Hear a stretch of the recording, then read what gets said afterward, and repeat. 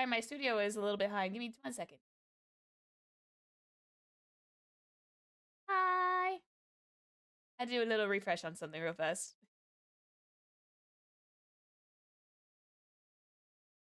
Okay, we're all good now.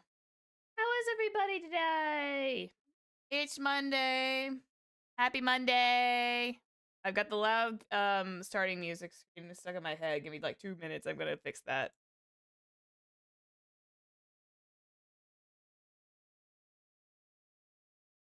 Okay. It's gonna continue. It don't matter. It's gonna continue. Oh, no, that's not what I want.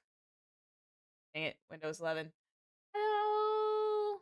Hello, hello, hello. Good evening.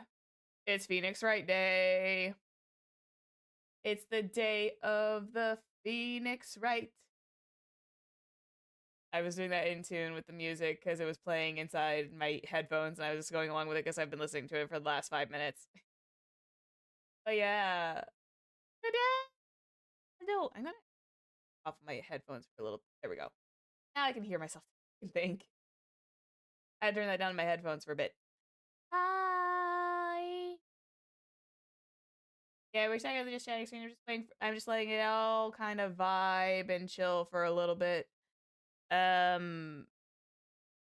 don't know what the end result of the stream is going to be tonight.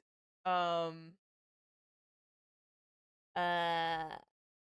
because I don't know how long this final trial is going to take. It could either be the 2-hour limit plus or it might end up being a relatively short stream. We're gonna have to see what happens. Because I could go into the next case, but it's like but I wanna like leave the next one for another day because that makes a lot more sense to me. Also, I still need to get Yippee Tree off my screen. It's okay, he's fine. Fine, he's just chilling there, he's fine, he's not causing any trouble. I keep forgetting to remove the Yippee Tree, but it's like, you know what? Wednesday is tea time, he's fine, he'll just chill there for a little while. He just chills with a 1,000-yard stare into your souls as he greets everybody. It's all good! One day I'll get a proper mascot. Just right now, I keep the meme up because the meme is forever. My meme is forever at this point. He's fine. He's the forever meme, and I'm probably gonna start like maybe I should start like putting him around on the background just to see if people like point him out. But I think he's like way too obvious. Like I would have to make him super duper just to be like, you know, can you guys spot him? But I think his eyes are like way too bright. He's way too noticeable. You guys would see him in a heartbeat. You guys would probably see him in a heartbeat and then you'd be like, oh, he's over there.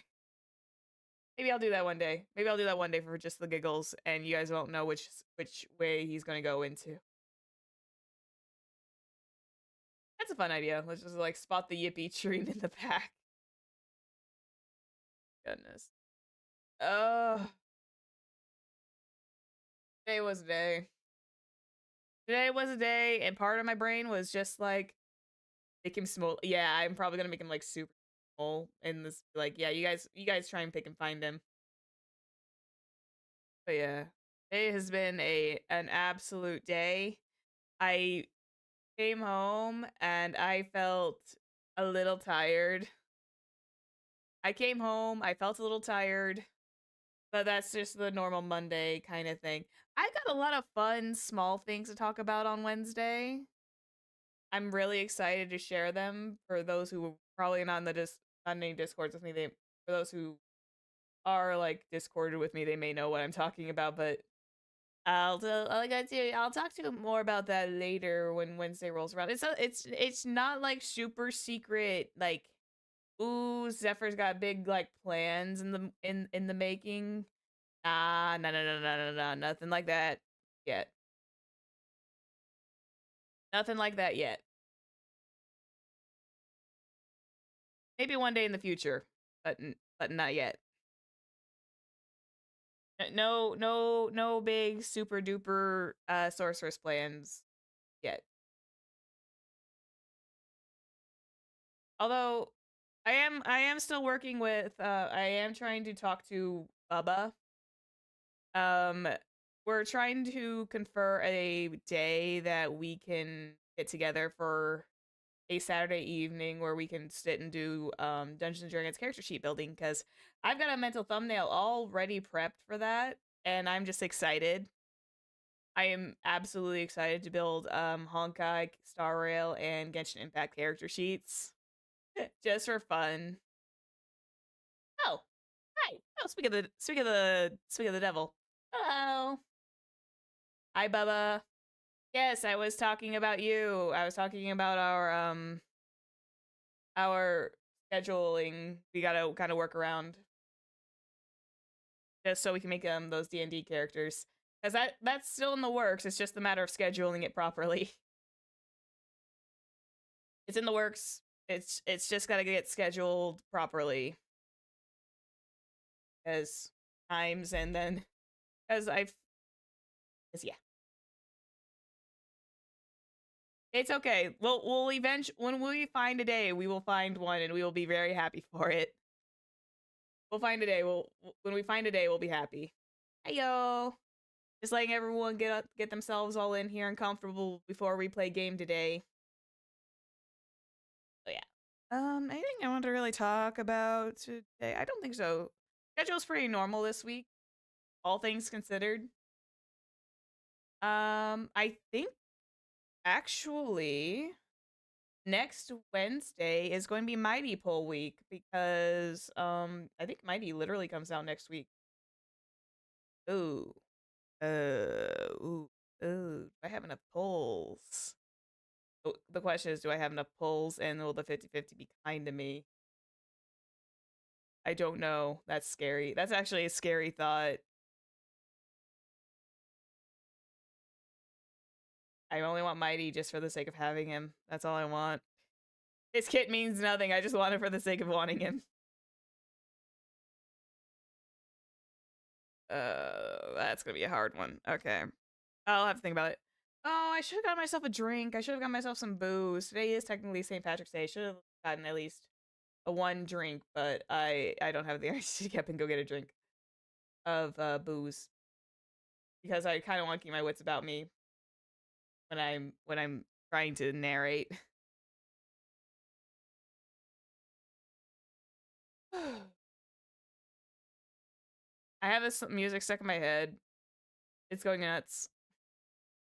I'm nervous because I am actually I feel like I am padding out the runtime, because it's like, because I don't know how long this part of the case is going to be, because we've been going pretty hard on this last case, and it's just like, it makes me nervous, because like I don't want the stream to be like only an hour long, but that's what it might end up being, is an hour long. It might be like an hour plus, depending on like how fast and how good Zephyr is at like her speaking role today. Maybe me and Songster's dead, like, got to sleep. Yeah. Sometimes you just have those days where it's just like pure music fodder, and it's just like, all I want to do is just listen to music all day long. And then you get the creative juices, and then you can't sleep because you're so energized. That's fun.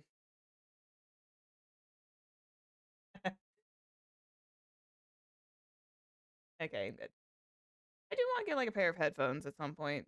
Speaking of creative endeavors, I really do want to get like a pair of headphones at some point that are like wireless, so that way I can just kind of walk and listen to music, and then I can just like sit at a different desk for a little while and just get myself stuck in a zone. But I know sometimes wireless headphones are a little bit on the jankier side. Well. Oh well, oh well, oh well. Right now I have the Phoenix Wright music stuck in my head because I've been stuck on this theme all day, all for the last like 10 minutes. Wait, I think we prattled enough. We prattled enough. Let's go get started. For those that don't know, who might need a little bit of a recap, the Cliff Notes version from your sorceress who has a little bit of a bad memory problem. We technically pointed out that Edgeworth, our lovely prosecutor who is currently the defendant in our case, is mostly innocent from the murder of Mr. Hammond. But unfortunately, he is still about ready to spill some beans about a case that's just about ready. The case is about ready to go get closed. Called the DL-6 incident, which involved him, his father, and a security guard at that time. And yeah, we need to try and like prove that it wasn't him, even though he's about ready to like. I hate to say it in this fashion, but he's about ready to shoot himself in the foot. Even though he was like 9, and he's just like it was a complete accident. He was only 9 when it happened, so who knows? He's probably just misremembering. See?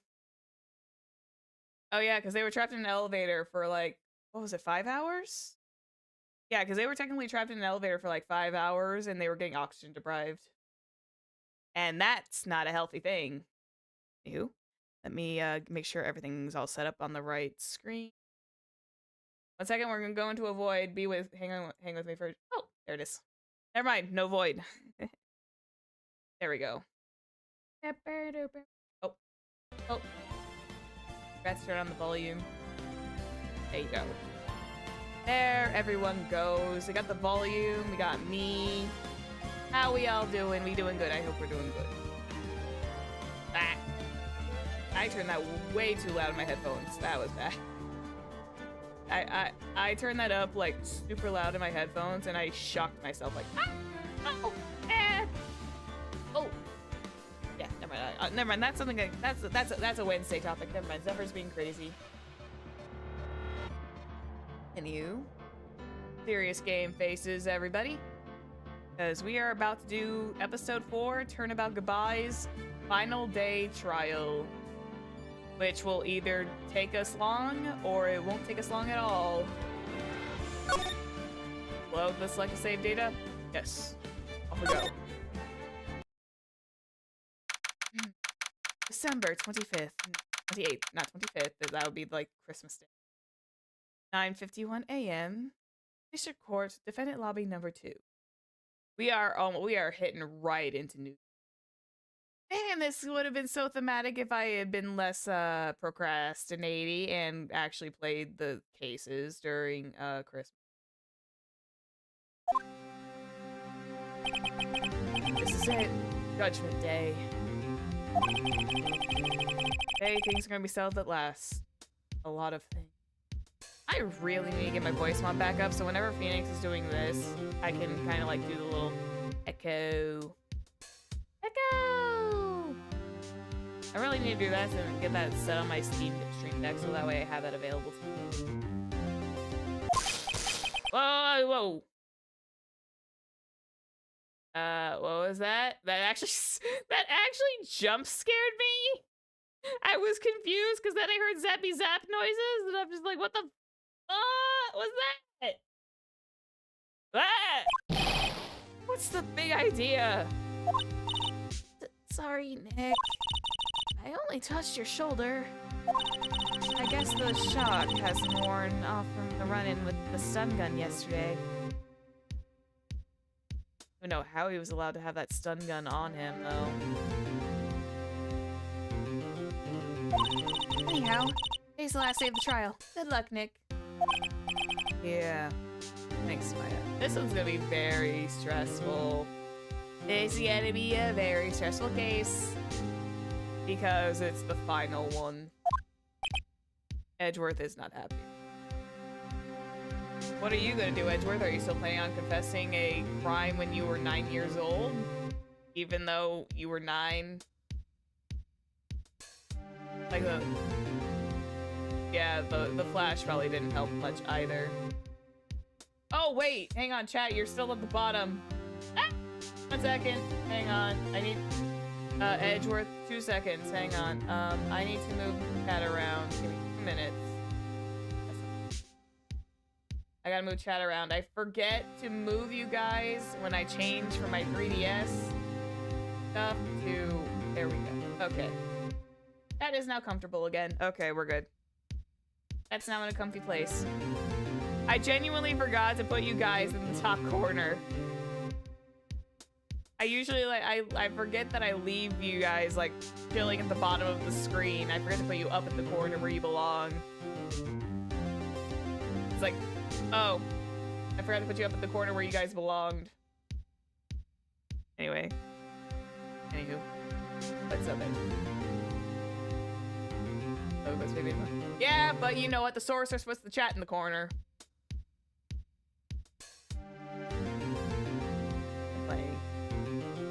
I'm playing. Edgeworth is looking glum, as always. I hope Von Karma doesn't push him too hard. It's Von Karma. He's probably gonna do some kind of underhanded, dirty tactics. Whoa! What are you doing? Sorry, I'm sorry. I just thought I'd cheer you up with a pat on the back. Should go outside and discharge. And you really feel... Wouldn't it be like 24 hours since they got... Since this happened? Since they got hit with a stun gun? And they really feel a charge like that afterwards? Can you get like a static discharge or something? I don't know. That's weird to me. I'm saying this because I have never been zapped by a stun gun. I don't want to be zapped by a stun gun. But for me, it's just like, can you? Can you feel aftershocks like that? Yeah, I don't know either. If you can feel aftershocks, feel free to tell me, but it's just like, I don't know. I know I tend to like gather a whole bunch of static electricity, but that's about it.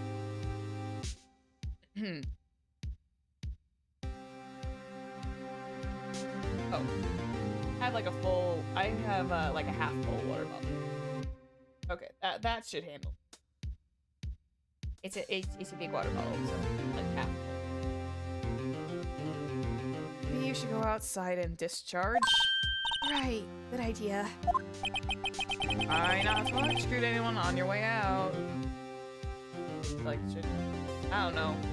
I think it probably depends on, I think with the amount of voltage, maybe, because didn't like Von Karma say it was enough to like really knock him out? I think Von Karma said it was like a very, very strong voltage. I don't know, maybe it's just comedy relief and I'm looking way too far into that. Maybe I'm overthinking it. I'm putting too much thought into this. Maybe this is just meant for comedy relief, but I don't know. Try not to electrocute anyone on your way out. Whoa, you pal! Ooh. What's gotten into that girl? Oh, Detective Gumshoe. Hello. Morning, Mr. Edgeworth.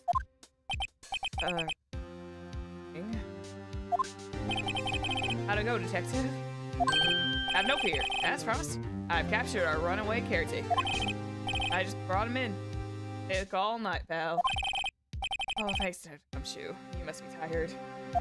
Actually, after that shock, I got on it. I got on the way in. I feel pretty good. Guess he's forgotten his own. Also, yeah, you know what? That little bit of a shock was probably, like, if it was strong enough, yeah, you would probably be waking up. Guess he's forgotten his own name. That has to be a lie. Why would he want revenge on Edgeworth if he couldn't remember his past? He doesn't remember, and he does remember, and I'm going to prove it. Yay! December 28th, 10 a.m., District Court, courtroom number 3. Ow.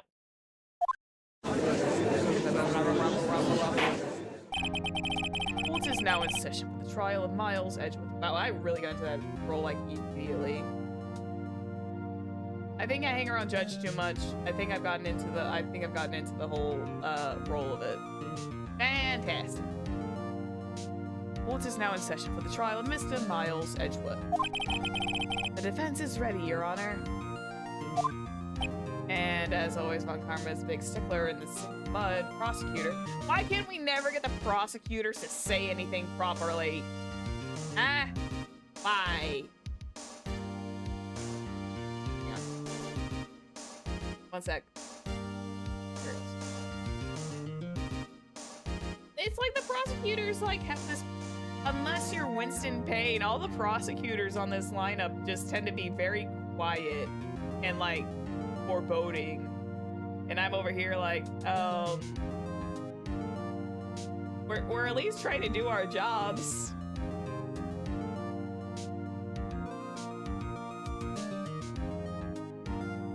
We're at least trying to do our jobs properly. The prosecution is ready. Oh wow, he actually spoke. Eh? My word, he actually spoke. He actually spoke. I didn't have to pry it out of him. Uh-oh. Right. Very well. Udgy shucks. We've reached the final day of our proceedings for this trial. In this trial, pardon me. The soul source in the corner tends to accidentally speak the wrong words.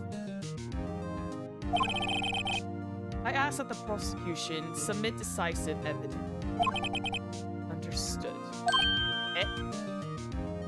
I would. Is he actually doing his job? Come on. Don't be awed into silence by every little thing he says. Well, I'm actually stunned too, Phoenix. After as much as fun. I just realized, like, my thing got, like, super duper low. And I never noticed that. My gain was mega low, and I didn't even notice it. Oh no! There we go. I am now probably a lot more audible and no one told me. I don't even know if it turned all the way down. I didn't even touch it. I don't even know how it turned all the way down like that. Oh, your Sorceress is like one apple short of a bushel today, I think. The Essence streamer stands for scoff. Even though she doesn't notice it until the stream is 20 minutes in. I should have seen that, but I didn't. Oh, that's funny. Oh, that's funny. Your Sorceress is a goofball. I am so silly. That was embarrassing. I usually have the game like already automatically like set up, but today just like I think I must have like nudged it just right. To the point where it's just like where it went like it did not want to cooperate. I don't know. Anyway. Sorceress ramblings aside. Let me check this real quick, very briefly. Okay, we're good. We're good. Oh, shoot. Oh dear. Ladies and gentlemen, I temporarily clicked off of it.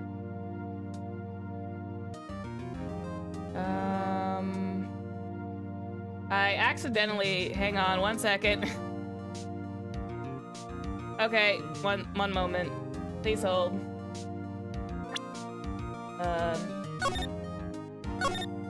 One sec. I did a boo-boo. We're gonna have to pop into the void for just 2 seconds.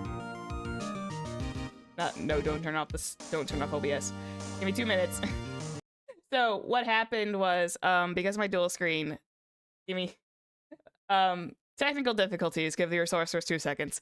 What happened was, because of how for some reason, the game has a little bit of a funny quirk about it, where it, for my dual screen, for whatever reason, it will I can't, if I click out of it from one side, I have to fully click onto that screen it was in, otherwise it pops onto my secondary monitor, and then I can't get it off. So I'm usually very, very fickle whenever I have to like tab out for just like 2 seconds. Anyhow, moving back on. That was just like, the Phoenix Wright on Steam is a little quirky when it comes to dual screens, which I am hopeful will get a little bit more fixed as we proceed into the later games. Well, to be fair, it is, this game is like very old, and they probably weren't and this was probably made originally for just single monitors only. So I'm not putting too much, I'm not being mad about it. It's just like one of those lovely little quirky things that I gotta be like keeping a mental note of for a little bit. Because these games weren't, I don't think these games were ported to PC until like, I think it went to WiiWare for a little while. It went to the Wii shop for a little bit, and then I think it went to PC. I don't know. All I know is that it originally started on the Game Boy Advance, and then it went to the DS and it's been a continuous DS property for a while. Oh well, you can't really blame it. It's old tech. You gotta go and give it some leeway, which I do. Anyway. Very well, Mr. Von Karma, your opening statement. Right. Thanks to Detective Gumshoe's efforts, the boat rental shop caretaker has been arrested. In yesterday's trial, the defense asserted that the caretaker was the murderer. However, the caretaker has yet to confirm this. I would like to ask the defense to cross-examine him as much as necessary. What?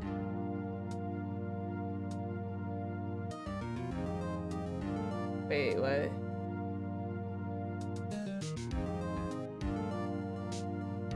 Like I said, I'm not worried about it. It's just something I gotta be cautious of whenever I do that.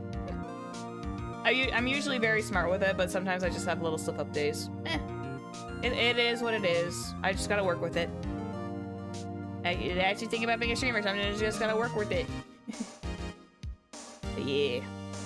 But why is Von Karma willing to get the Pope caretaker cross-examined? Should I be mildly concerned? Very well. Please bring in the witness to the courtroom. Why is Von Karma being so chill? Ladies and gentlemen of the court, I believe you all remember our witness. He lives in the boat rental shop at the lake from where he witnessed the incident. Anything Von Karma does be suspicious? Yes. In addition, he has currently lost the memory of his name and identity. Witness! Why did you run away yesterday? Objection! The witness was not running away, as he will now testify. I see. Very well. Please begin your testimony. Please, Judge, why is that not suspicious? That dude literally booked it. This man literally freaking booked it out of the courtroom as soon as we pointed the finger at him and be like, yeah, it was you. Witness testimony. Why I left court. Why I left court. I'm really sorry about just leaving yesterday like I did. But I wasn't running away or nothing. I went to buy some food for Polly, see? I figured I got nothing to do with this incident anyhow. I mean, I need one of those motive things, right? I don't got one. So, my testimony yesterday stands as is. His voice is going to continuously flip-flop back and forth every single time. Very well. Let's begin the cross-examination, shall we? He has to know his name. Yanni Yogi. You're Yanni Yogi, and I'm going to prove it.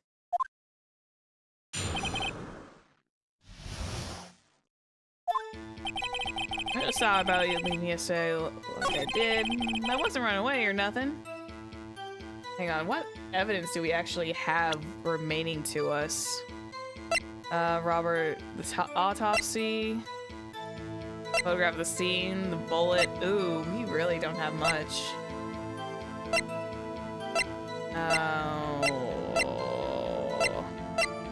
We don't have a lot to go off of. Because Karma took a lot of the evidence with him. I went to buy some food for Polly, see? I'm gonna just curiously... This might be one of those where I have to press on every single statement. Food? Well, Polly's a bit of a gourmand, you see?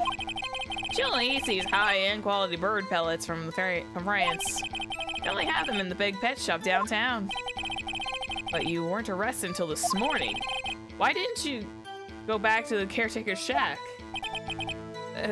Well... I kind of got lost, you see?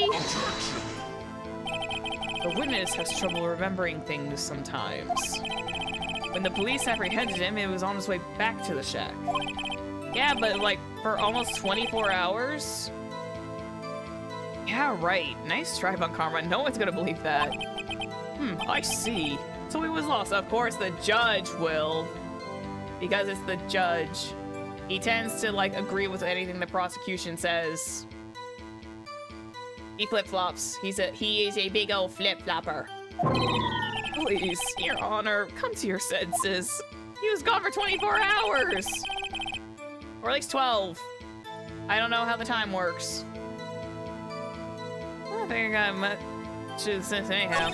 I mean, I need one of those motive things, right? I don't got one. Press.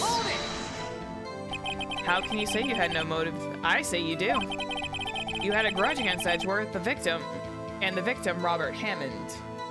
I wanted to call him Michael Hammond for some reason. I don't know why. That's why I just said Mr. Hammond. When I was doing the small recap, I was just like, oh yeah, it's Mr. Hammond, because I completely forgot it was Robert. That's why you took revenge on him, right? Objection. Please don't make me repeat myself, Mr. Wright. This witness has no memory of anything beyond several years ago. He can't hold a grudge. It's impossible. I have to prove he's lying about his memory. Otherwise, it's going to be the same thing over and over until the trial ends. First things first, I have to prove this man is who he is. Do that and the motive will prove itself.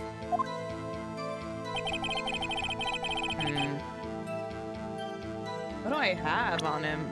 I guess I kind of have to, like, I think this is like one of those incidents where I have to like press everything and see if anything pops up. Because there's no way I can like catch him with his pants down. I'm gonna press on this one. I call what you did running away, not just leaving. You heard Larry's testimony and realized you were in danger. Now, Mr. Wright, there's no need to rush to conclusions. As I said, the witness was not running away. Listen to the testimony. He sure seems relaxed. In fact, they both do. On Karma and Yanni Yogi. Well, yeah, because they probably have something stupid to, like, wrapped up their sleeves. I wasn't running away or nothing. Hold it! Full honky. Then why did you leave? Objection. You're just supposed to say why. Is it so hard for you to sit quiet, just quietly listen when someone's talking? If I sat quietly, Edgeworth will be guilty in 3 minutes. And we don't want Edgeworth, you know, getting in trouble. Okay, so hang on, let me... Thank you, I'm pressing him. You've lost much of your memory, is that correct? Yep, it seems like it. Then how could you know you didn't have anything to do with this incident? Or maybe you're lying about not having your memory, huh? You know exactly who you are. The witness has testified quite clearly that he has no memory of who he is. You claim he's lying, then show the court proof. How am I supposed to prove what's going on in that old codger's head? It's impossible. I'm glad you've come to your senses, Mr. Wright. Very well, witness. Please continue. Oh. Ayo. Uh-oh. Might I say something, Mr. Wright? Yes, Your Honor. You've been saying the same thing over and over. You've been calling the witness's memory of the past or lack thereof into question. But does that really have anything to do with the current case? Of course, Your Honor. The witness has said he has nothing to do with this case and no motive. Bam. Both of these statements are lies. Order, order. Mr. Wright, there's a serious problem with your claim. Or are you saying you know who this witness is? Of course, Your Honor. Oh, now this is interesting. Oh, can't approve it. I would like to know myself. So, who is he? Don't play dumb on Karma. Yeah, we all know who he is. We all know who he is. Well, sometimes we have to, like, completely press everything, even though sometimes I do like to play the 5D chess game and think 5 steps ahead. It's Yanni Yogi. His name is Yanni Yogi, a former court bailiff. Eh? Yogi? That name seems familiar. Oh! Yanni Yogi! From the DL-6 incident! And there's the drop. It figures the judge would have heard of it. It was a famous case, such a famous case. Or he was probably like part of it because it is the judge and our judge is like 400 years old. Our judge is like 400 years old, let's say it like that. Well, what does that mean? Your Honor, if this man is Mr. Yogi, then he has a clear motive. 400 years young, maybe, yeah.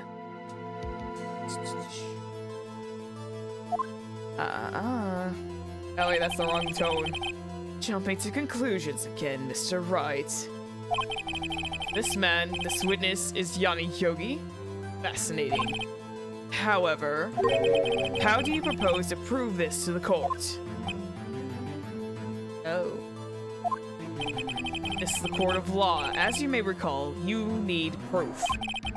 And allow me to repeat once more that the witness has lost his memory. This is it. I have to do this now.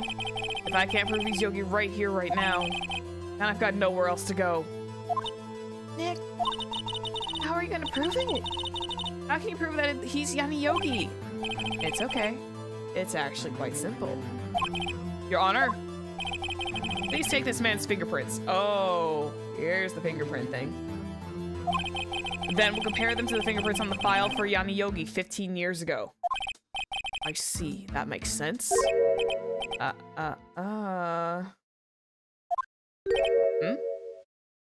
Oh, wait, was this actually fully canon? This wasn't like just movie canon? Wait, what? Hold the phone. I'm so very, very sorry, Mr. Wright. Why? The witness has no fingerprints. What? What? No fingerprints?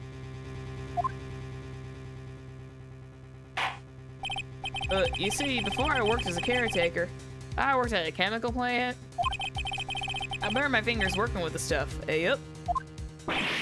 What? Now, okay. Never mind, I'm not gonna talk. Never mind. Zephyr won't talk about that until later. I will bring up that little tidbit much later. Because there's a moment that I was going to talk about it, but then I realized, oh, that one might be spoilers for the end of the case, but we will continue as we go. What? Yogi, you sneak. You burn your fingerprints off to hide your past. Well, the witness has no fingerprints. Oh, that explains why the only fingerprints that were seen were probably the ones from Edgeworth because he has no fingerprints. He can't leave fingerprints on the gun. I mean, he could have worn gloves, yes, but if he's got no fingerprints, he would not have to worry about it. I guess we'll we will not be able to prove his identity. No! Well, what will you do, Mr. Wright? Pull something out of the thin air, Phoenix. You know what to do. It seems this case has been decided. No. No. I know what happened. I know everything. I just can't prove it. No, I can't let it end like this. I can't lose. There has to be another way. There is no one who can testify as to who this witness is. No one. Nick, what are we gonna do? I didn't even consider that he might have erased his fingerprints. What to do? What do I do? Well, Mr. Wright, perhaps you'd like to cross-examine this parrot for a little comic relief, Yeah, very funny. You're a sore winner, Von Karma. Wait a second. Oh, no. Phoenix, no! Don't do it! Well, yeah, actually, maybe. Wait a second. Cross-examine his parrot? What is it, Nick? No, you're not going to. Your Honor, the defense would like to take Mr. Von Karma up on his proposal. Take Mr. Von Karma up on my proposal? Exactly, Your Honor. I would like to cross-examine the witness's pet parrot. Sorry. Of course, it's got a little cough in the throat there.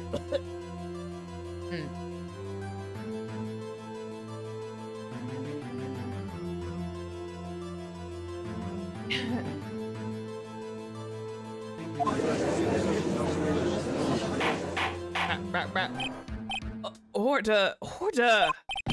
Well, what do you think, Mr. Von Karma? Need you even ask? This is a farce! I object! Objection! Objection! Wait a second. You were the one who suggested I cross-examine the parrot, Mr. Von Karma. I have the right to do as you suggested. Well, if you're so desperate, then please be my guest. Of course. Should you go through with this, and nothing comes of it, I hope you're ready for the consequences. Nick, this is crazy! Hey, I just met you. This is crazy.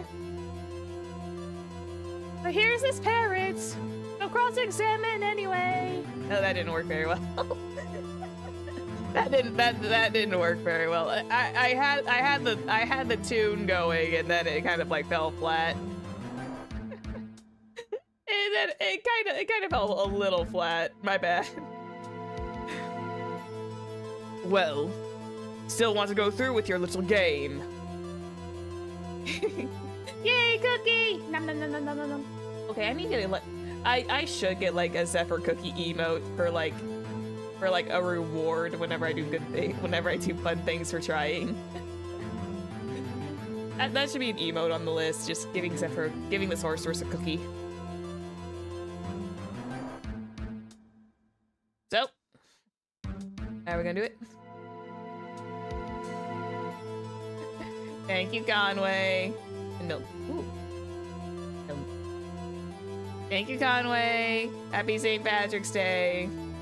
I should have gotten. I had like a little thing of Guinness. I should have grabbed it. I had like a little little mini shot bottle of Guinness, and I could have just drank that while I was streaming.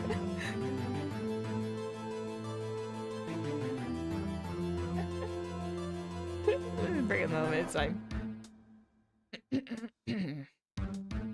No, I don't have the Guinness, but I'll have it after stream. I want to keep some focus on me. I'll keep some focus, but I'll probably have that as like an after stream treat. Also, I'm not even wearing green. I'm wearing blue. Oh God, please don't pinch me. Anyways, I'm gonna behave myself. Okay. But yes, we will cross-examine the parrot because we have nothing left to lose. parrot take the stand. I will cross-examine her, Your Honor. This is the most ridiculous thing I've ever heard. Well, Karma rigged every person's testimony, every piece of evidence, except the parrot. She's my last chance. This will not, like, completely happen in like, later down the line when I'm cross-examining animals. No. This won't happen twice.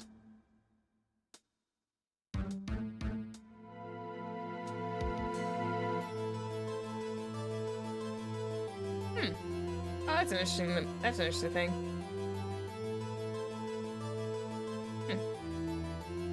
Oh, that's an interesting cultural thing.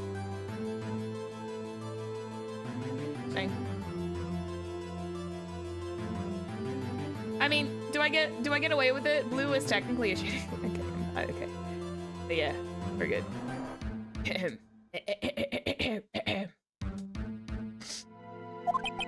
At least I think so. Yes, we're gonna cross-examine the parrot, and boy, this is not gonna come back and bite me in the backside later. This is not gonna come back and bite me like 10 and 15 years later.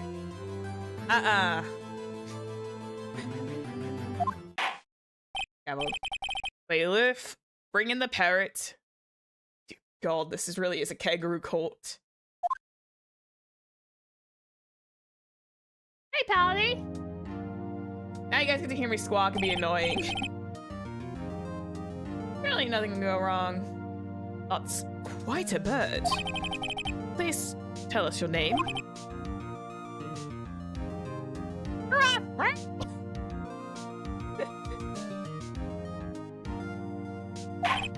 Name!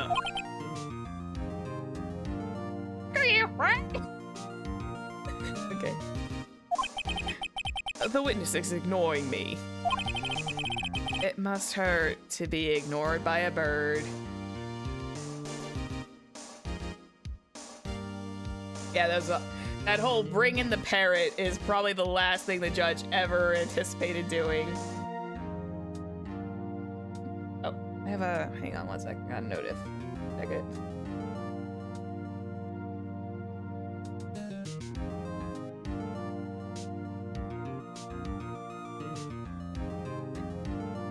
That was actually kind of funny. I felt really good with that one, actually. I felt really good on that. It must hurt to be ignored by a bird. Very well, witness. Who is your owner? Please, testify for us? Witness, testimony. Who is your owner? Screw up, right?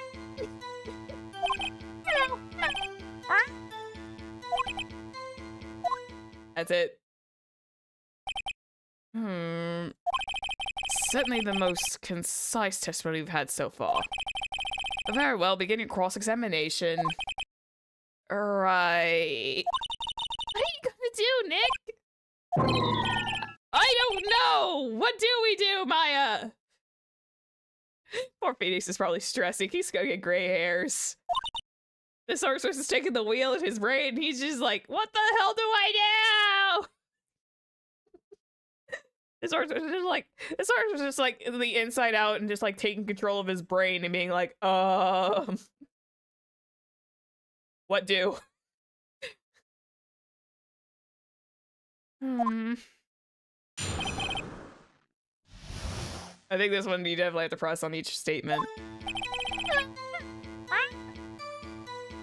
Hold it! Witness, you can't just say hello and expect us to get anywhere. I want you to testify.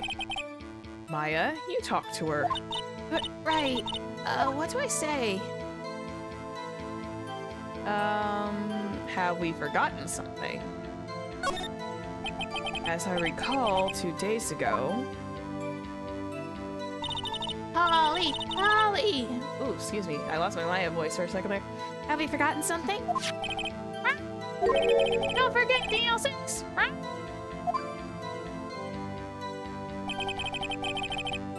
If I can get Polly to say that here, I'll prove the caretaker had something to do with DL-6. Polly, have I forgotten something?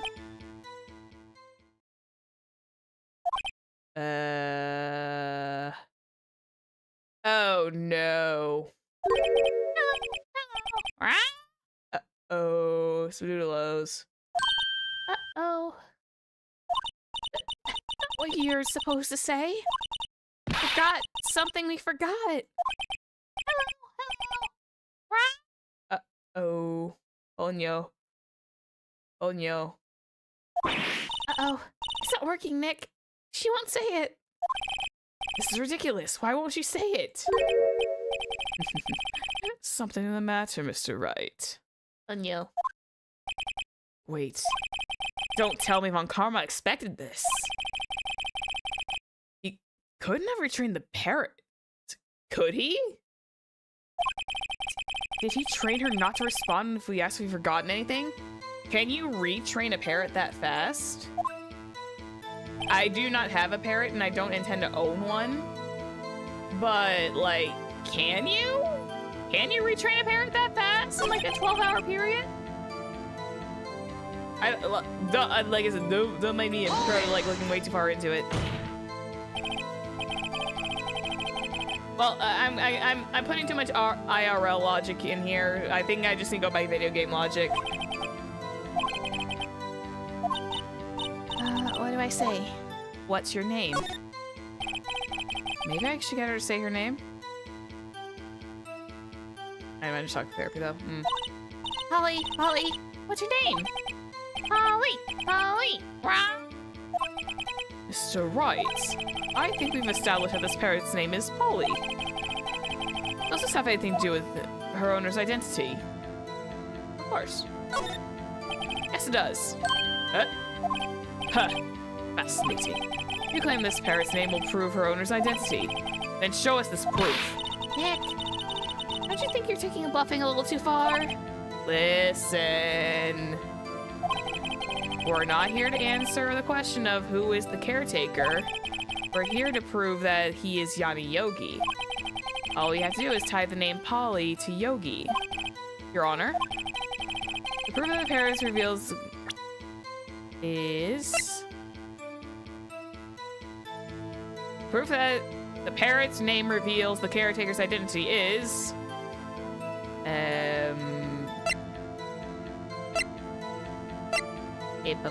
Is it literally just the Polly? I think it's just the Polly picture. Yeah, there's no other thing we got. Take that! Mr. Wright, I'd hoped that you would have learned this by now. Making random guesses here and there wastes the court's time. Uh-oh. Wrong again. That is all. Witness, continue your testimony. I think that was meant to be more of a funny gag. Can we press again? Asking more questions. Can't access anywhere. I talk to her, right? What do I say? What is the safe number? Maybe I can get her to say this number of that safe. Huh? The safe? Why? Let's just try and get her to say anything, okay? Polly, what's the number on the safe in the shack? 1220! 1220! My, what a reckless parrot! Well, Mr. Wright, you aren't claiming that this number has something to do with the caretaker. I think this one actually does. Actually, it does. Actually, it does. That's why I had her say it. Ha! Ridiculous. How can the number to a safe tell us who this caretaker is? Show us your proof. What could possibly link this number to the caretaker's true identity? That would be the number on the date for the DL-6 incident. Gregory Edgeworth, age 35, defense attorney, trapped in the elevator returning from a lost trial with son, Miles Edgeworth, age 9. One bullet found in the heart, the murder weapon was fired twice. Yanni Yogi, age 37, court bailiff, trapped in the elevator with Edgeworths. Memory lost due to oxygen deprivation after his arrest. Fiancée, Polly Jenkins, committed self-deletion.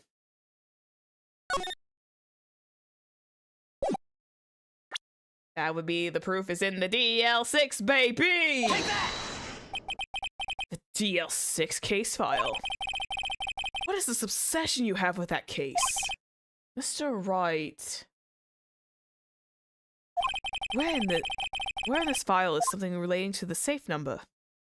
That would be the case summary, I believe. Let me double check. Would that be the summary? I think it would be the summary.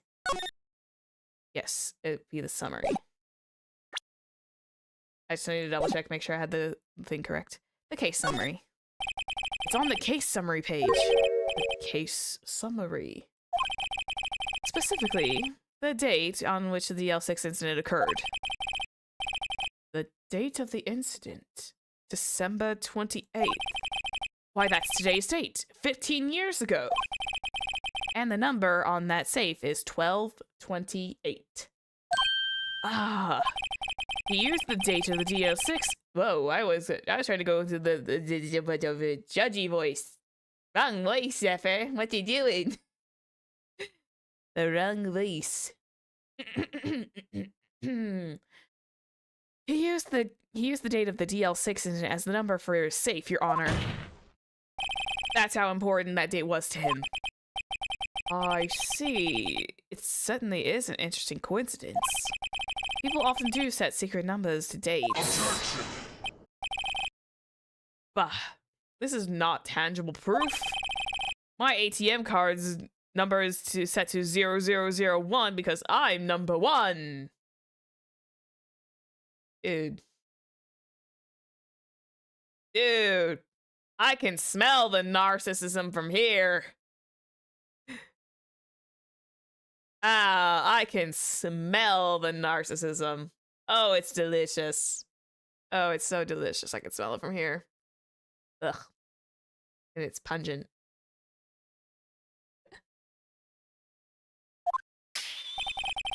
This has nothing to do with the date. Nothing. Indeed. Alone, it is a little weak for evidence in a murder trial. We will need some other corroborating evidence. Where am I gonna find that? Nick, we're getting closer. One more. If we can just get one more piece of evidence. Right. But what? Very well, witness. You may continue. Do I just, like, hit her on the dots? Oh, wait. Wait. Can we back that up? Wait. Could we? Wait, okay, so this is a crazy thought process. Hear me out. I could be incorrect. I want you to testify. Right. What do I say? What is your name? Maybe I should get her to say her name. Polly. What's your name? Polly. Rah! Mr. Wright. I think we've established that this person's name is Polly. Does that have anything to do with her owner's identity? Of course. Yes, it does. Ha! Fascinating. You claim this parrot's name will prove her owner's identity. Show us the proof. That would be the case file again. Nick, there's anything you're looking a little too far. Listen. I actually have proof this time because I actually read the case file properly. Like a good bean. We're not here to answer who is the caretaker. We're here to prove that he is Yanni Yogi. All I do is nickname Polly to Yogi. Your Honor. Proof the parrot's name reveals the caretaker's identity is, once again, the DL-6 case file. Take that! The DL-6 case file? That's quite a large file you have there. Which page is this proof on, then? Show us or stop wasting time. Very well, Mr. Wright. Show us the page. Where in this case file is the information connected to the parrot's name? That would be the suspect data. It's on the suspect data page. The page has all the information about Yanni Yogi. Right after he was arrested, his fiancée committed self-deletion. See? Indeed, it does say that, yes. What was his fiancée's name? Oh, it's okay, JP. Hope you feel better. Hello. Holly Jenkins. Holly! Exactly, Your Honor. He wanted to remember the name of his fiance. He wanted to remember the name of his fiance who had, you know, committed self-deletion. I am being YouTube friendly as possible because if there is a day that this becomes monetized, I'll be able to talk. I feel like I can at least cover my bases. That is why he named his parrot after her. What'd you miss? We have Polly on the stand, and we're trying to connect Polly to Yanni Yogi, aka the caretaker. And I fumbled around a little bit because there were some like little boo-boos. There were little boo-boos in place. Hang on. Oh no. Yeah, okay. Yeah, I need to really work out right now. Okay. I see. I guess that is possible. Objection! Bah, a mere coincidence, that's all. My granddaughter has a dog she calls Phoenix. Well, Mr. Phoenix, right? Does that make you my granddaughter's fiance? Yeah.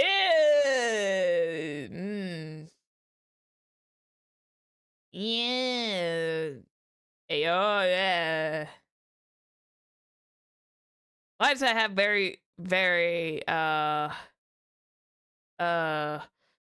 mind. I'm not, yeah. Von Karma. You are deflecting me, my good sir. Anyway.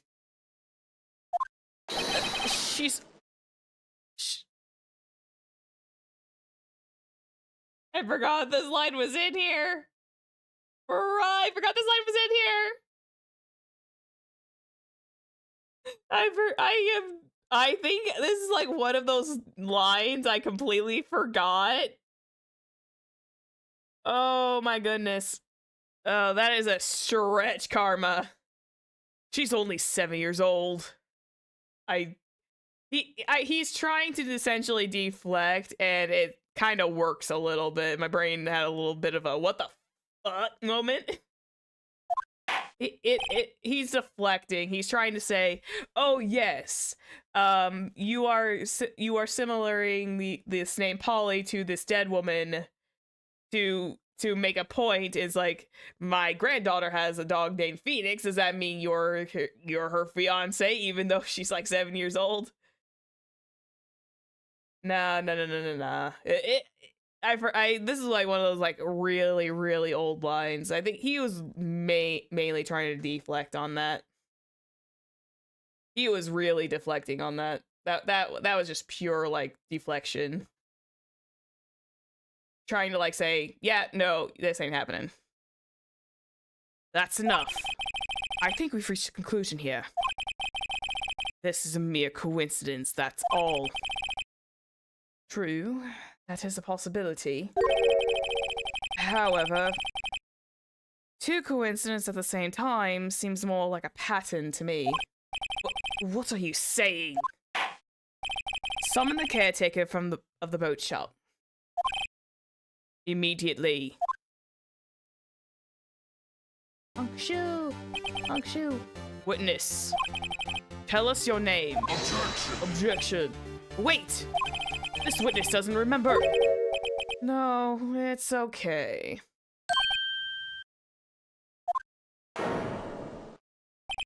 I've accomplished what I wanted to do. I'm done. Nick, he looks totally different. This is the real Yogi, I think. Finally. He's been acting feeble to hide his true identity. Acting for 15 years. Well, let me ask you again. Please state your name for the court. My name is Yanni Yogi. 15 years ago, I served as a bailiff in this very court. He was very committed to the bit for 15 years. Order, order, Yanni Yogi. So it was you who killed Robert Hammond and tried to frame Miles Edgeworth for his death. Yes, it was me. I did it. They put me on the witness stand 15 years ago. Robert Hammond. He said I was mentally unsound. He told me it would make me innocent, get me off the hook. So, I pretended to have brain damage. I was innocent, really, but he didn't believe me. He won the trial, but I lost everything. I lost my job, my fiance, my social standing. And this year, 15 years later, a package arrived. It was a letter and a pistol. The plan was written in careful detail. The plan for me was to take my revenge on the people who ruined my life. I didn't care who had sent it. I thought it was my chance after 15 years. This was it.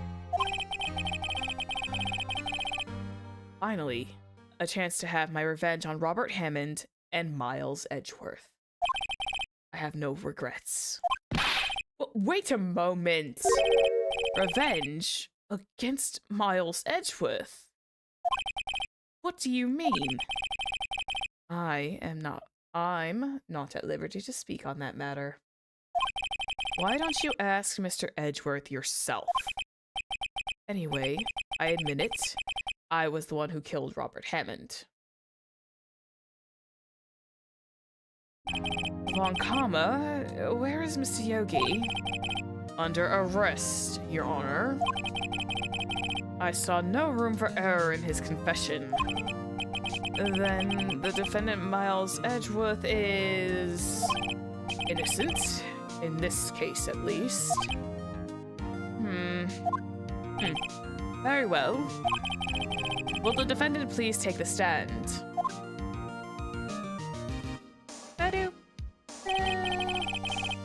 Yeah, revenge is usually never the right answer. It shouldn't be, but you know, you gotta have a good revenge story in there somewhere, I guess. But even though this was like a bad version of a revenge story, this was a bad one.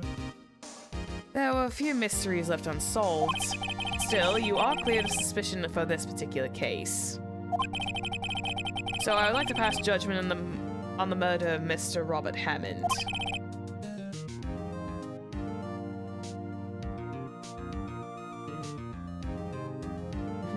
Any objections? The music has gone quiet. I don't believe it. Why isn't Von Karma saying anything? By the way, finishing the case today? Yes. My full intention is to really wrap up the case today. Because we're like so close to finishing. I'm going to probably like finish the case today. And probably that'll be the only one because I don't want to jump into case 6 because case 6 is going to be a very, very long one. It's okay. Go have fun, Bubba. Case 6 is very spicy. It is. And it's also going to be a very long one that's going to test my wits because I don't remember a lot of it. I really, really don't because there's like I think there's a few mechanics in case 6 where it gets a little confusing and a little difficult. Why isn't Von Karma saying anything? Very well. This court finds the defendant, Mr. Miles Edgeworth, not guilty. Yay!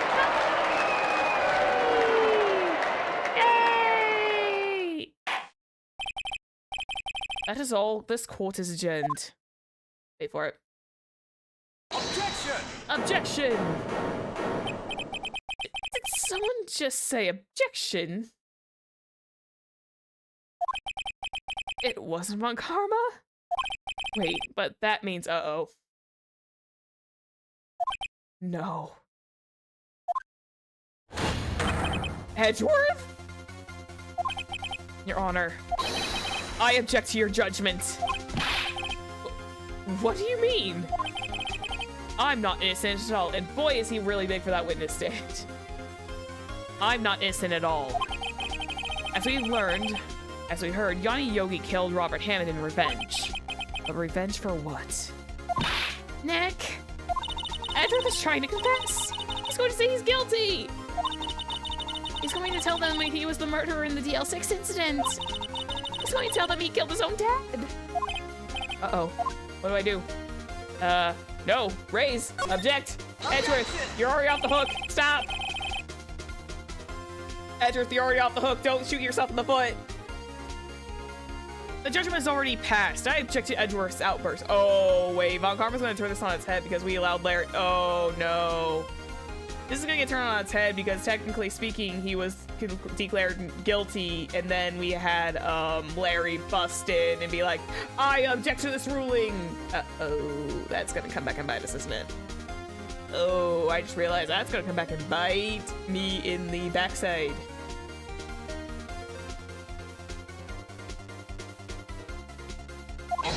Objection. Didn't something like this happen yesterday, too? I believe a certain witness raised an objection after a guilty verdict was passed. Yeah, there it is. That came around and kind of came around and bit us in the backside now, didn't it? Oh, that would be Larry. Oh, excuse me. Yeah, I gotta respect he's at least trying to say the truth, even though it's gonna get him in trouble, like a lot of it. That would be Larry. We must hear this new statement. We must hear Miles Edgeworth. He is right. We have a duty to hear Mr. Edgeworth out. Ayo. For 15 years, I've had a recurring dream. A nightmare. It's only a nightmare. That's what I told myself. But now, it wasn't a dream. But now I know it wasn't a dream. Yanni Yogi wasn't the killer. You mean in the incident where your father died? From the distance of the shot, it wasn't self-deletion either. Everything was clear as day. The murderer, the criminal in the DL-6 incident. It was me. Your Honor, I confess my guilt. I'm guilty for DL-6 statute of limitation. I am guilty for DL-6, the statute of limitations of which ends today. The culprit is me. Order, order. Edgeworth, you could have gotten off scot-free.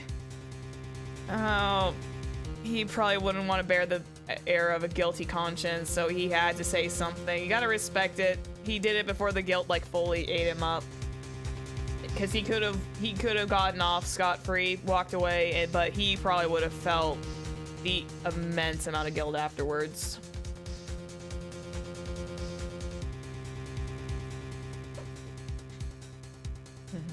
He probably would have like felt so much guilt after. Order, order. This is certainly unexpected. The defendant, declared innocent, is confessing to a different crime. A crime for which the statute of limitations runs out today. I'm not really sure how I should deal with this. It's obvious. We hold a trial right here, right now. We tried this man for a crime 15 years ago. I think I would like to take a 5-minute recess. During this time, I will consider the appropriate course of action to take.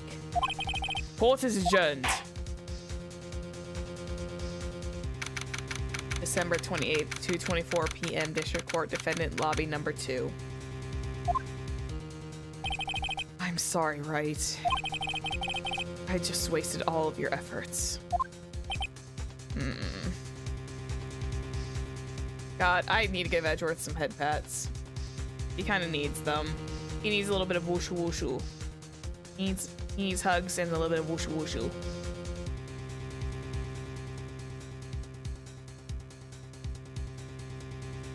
I got distracted by more, like... got distracted by other things. Yeah. This is true.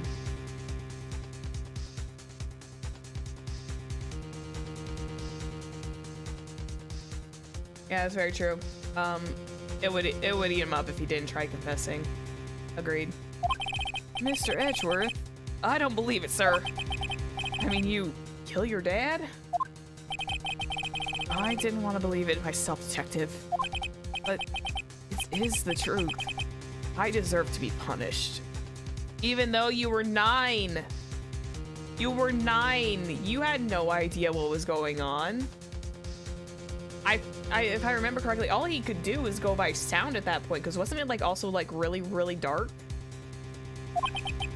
Murder is murder, no matter the circumstances.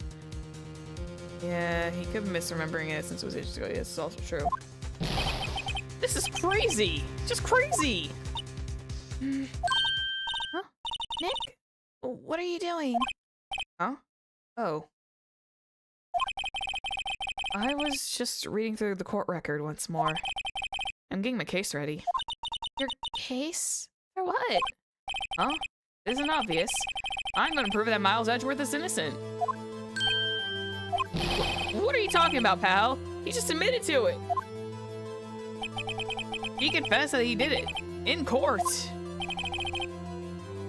I'm sorry, Edgeworth. But I don't believe your nightmare. What? It's just a dream. It's not real. The truth is right here in this court record. In any case, tighten your belts. The real fight is beginning. Homies for life! And husbands for the future! Husbandos for the future! Because I believe this ship is like consistently sailing and I go for it every single time. Is day one for real, yeah. I'll prove you're innocent. Trust me. Right. December 28th, 2:30 p.m. District Court, courtroom number 3. Now then, I would like to resume our trial. Judge, Miles Edgeworth has admitted his own guilt. He has confessed his crime. Let us begin by hearing his testimony. Then, though pointless, let the defense do their cross-examining. The statute of limitations on DL-6 incident runs out today. Though it's unconventional for me, I'd like to run this one by the book. I see. Does the defense have any objections? No, sir. No, Your Honor. On karma. You knew this was going to happen from the very beginning, didn't you? Very well. Will Mr. Miles Edgeworth please take the stand?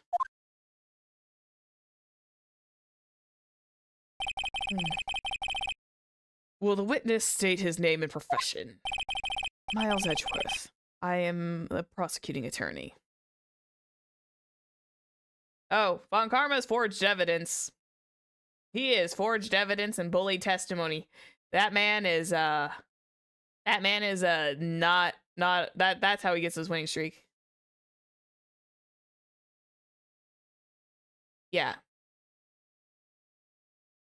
Oh yeah, the ship makes a heck of a lot of sense. It's definitely one of those ships that makes like the most like perfect amount of sense, and you just kind of like sail away with it.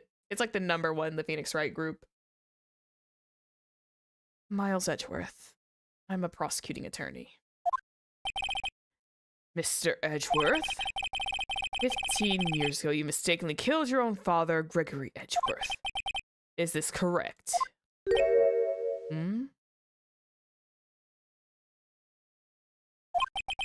It is correct. Then testify about this matter to the court. When Edgeworth was telling me about his dream yesterday, I noticed something. One detail that didn't quite fit. That will be the key. But only if I can get this to work. He's... The DL-6 incident. That day, I had gone to the courtroom to observe one of my father's trials. As we went to leave, an earthquake struck, trapping us in the elevator. My father and Mr. Yogi lost their composure and began to argue. Just then, something heavy fell at my feet. I picked it up and threw it at Mr. Yogi. I wanted them to stop fighting. He couldn't recognize what it was. A moment later, there was a single gunshot, then a scream. It was a terrible scream. I remember it to this day. But wait, that's the key point though, isn't it? If his father was shot clean, you wouldn't have had time to scream. That's all. If the shot through the heart was as instantaneous as they suggest, Edgeworth, how did they scream? And until now, you thought this memory was a dream. We were stuck in that elevator for 5 hours. The oxygen in the elevator ran out, and I lost my memory of the events. Bah! The same claim Miss Yogi has made. Very well. Mr. Wright, your cross-examination, please. Yes, Your Honor. So, we rule out that these first couple of statements are completely and utterly true.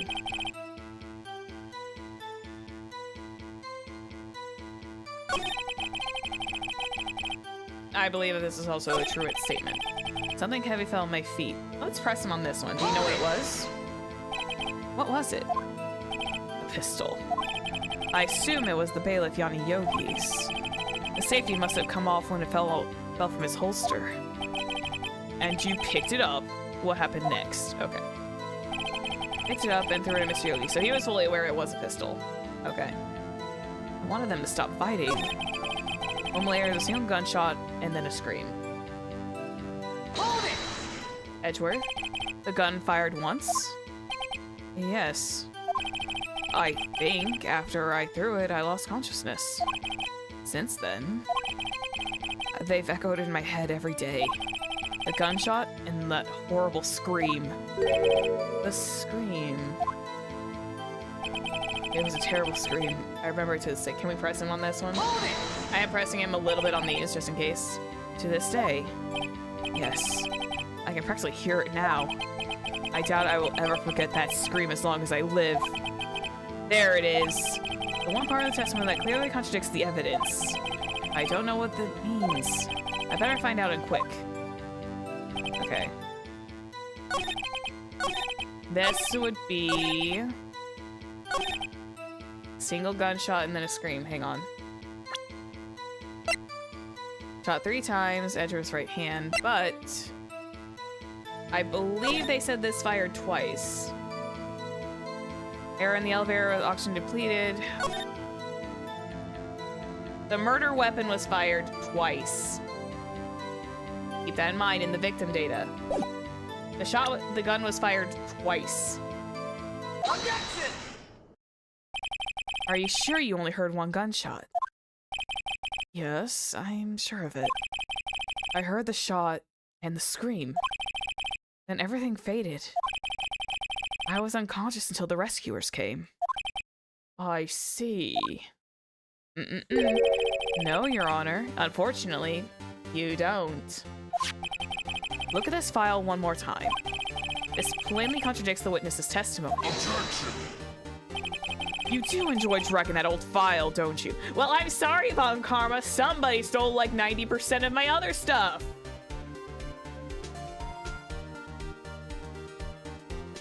I'm sorry. Someone took a stun gun to me and Maya and decided to run off with the rest of the file stuff. If I had a toggle, I'd be flipping him off right now. If I had a toggle for it, I would do a flip off one. I don't accept this evidence unless you can tell us what page it's on. Which page contradicts Miles Edgeworth's testimony? That would be the victim data, good sir. Hush your mouth. Look at the victim data in this file. It says quite plainly the murder weapon was fired twice.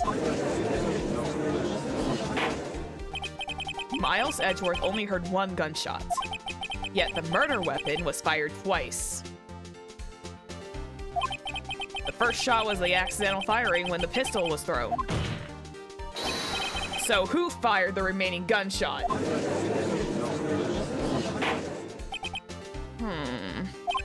Was there perhaps another shooter who fired that second shot? Objection. Your Honor, I'm sure you're aware. This incident occurred 15 years ago.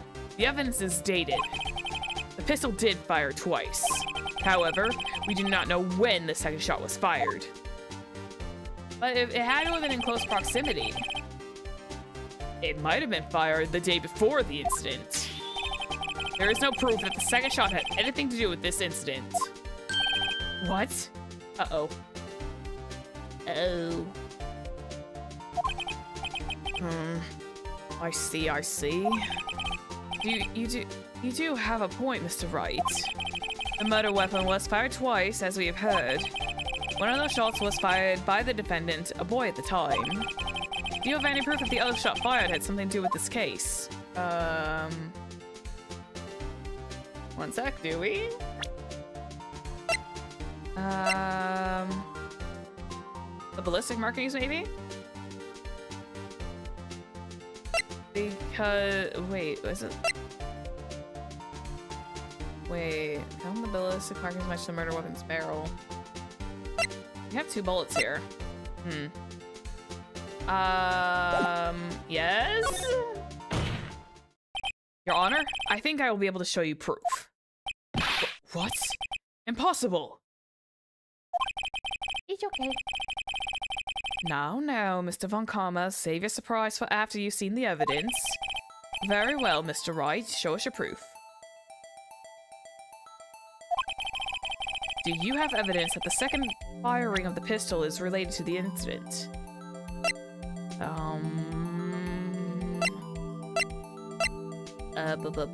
What did they say the murder weapon was? Did they say it was a 22 caliber? No, they weren't talking about the caliber. I can't fall back on that. So, photograph of the scene of the murder. Oh, wait. Wait. The photograph, I hope. Because, look. See? He's dead, but there's a shot that fired through the window. Is this it?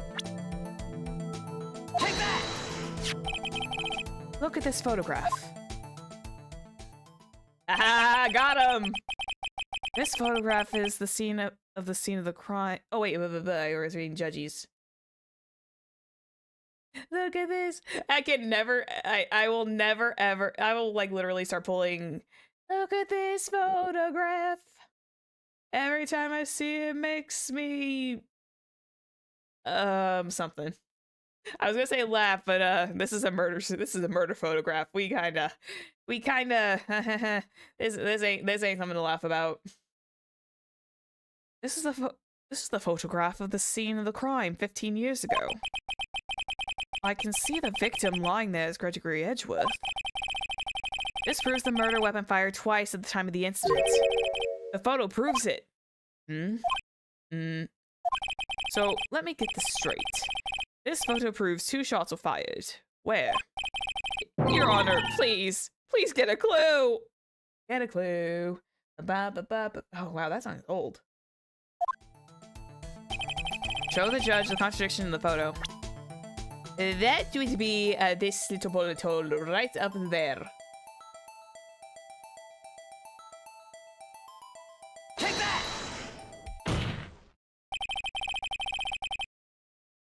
As should be obvious, the contradiction is here. I see a bullet hole in the door. Your Honor, Gregory Edgeworth was killed by a shot from the pistol. Yet there was also a bullet hole in the elevator door. We also know that's where the murder weapon was fired twice. Excuse me. Thus, someone other than Edgeworth fired the second shot. Order. Mr. Wright, what are you driving at? It's simple, Your Honor. Time at the incident, 2 shots were fired. One went into Gregory Edgeworth's heart. The other hit the elevator door. Remember that the defendant lost consciousness after the shot he fired rang out. In conclusion, we must agree that the second shot was fired by someone else. Mr. Wright, but who could that someone else be? The murderer, of course. Now, this is probably where they're going to I have a feeling they're going to probably try and say that the first shot fired hit Gregory, and then a secondary one went through the glass, perhaps. Objection. I knew I should have stepped in before your wild fantasies got out of hand. Mr. Wright, look once more at the DL-6 incident case file. Look closely. Try the case summary page. The case summary, that is on page 1. Look at what's written there. What is, let me refresh my memory. What is written on that one? Air in the elevator, depleted at the time of the incident. No clues are found at the scene. Oh. Oh, that's not good.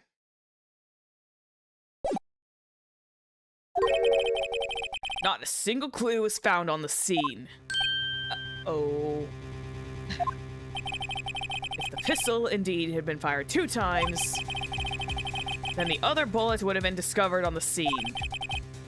He does have a point. A second bullet has never been found. Why? Because the second bullet does not exist. The bullet has claimed Gregory Edgeworth's life was the one fired by his own son. That is the truth of this matter. The whole truth. It was undoubtedly something else that made the bullet hole in the door. But why? Bow, bow. Gun.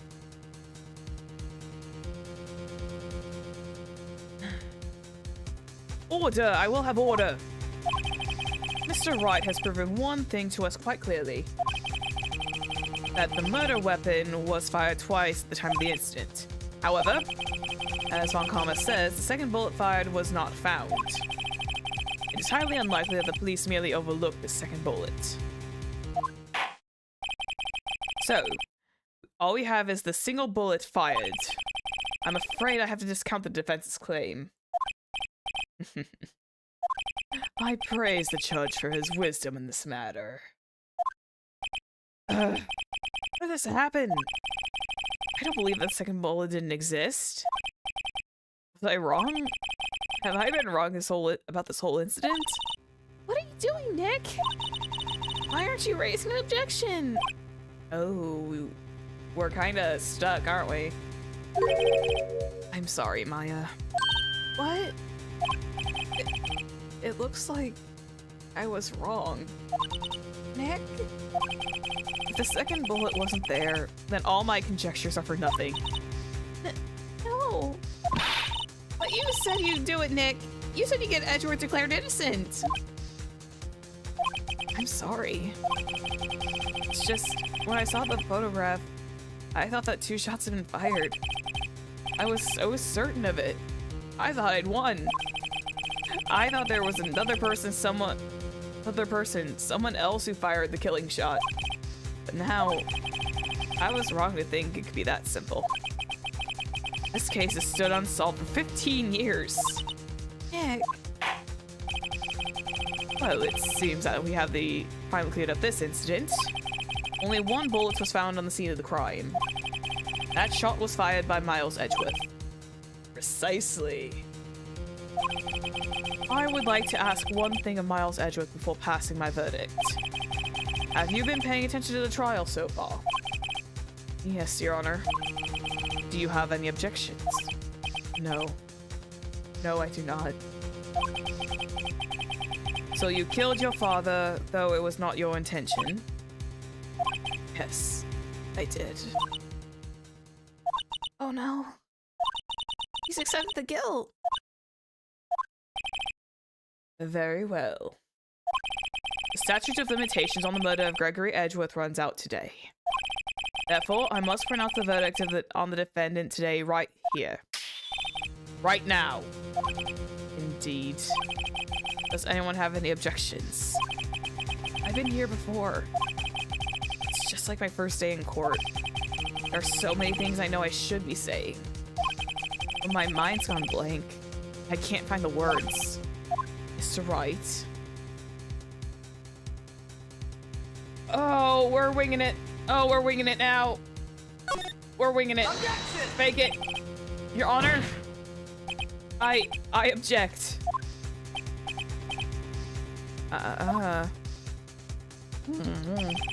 Mr. Wright, on what grounds do you object? Nick? I don't know. His case is perfect. Oh no. Must exist. Second bullet. What?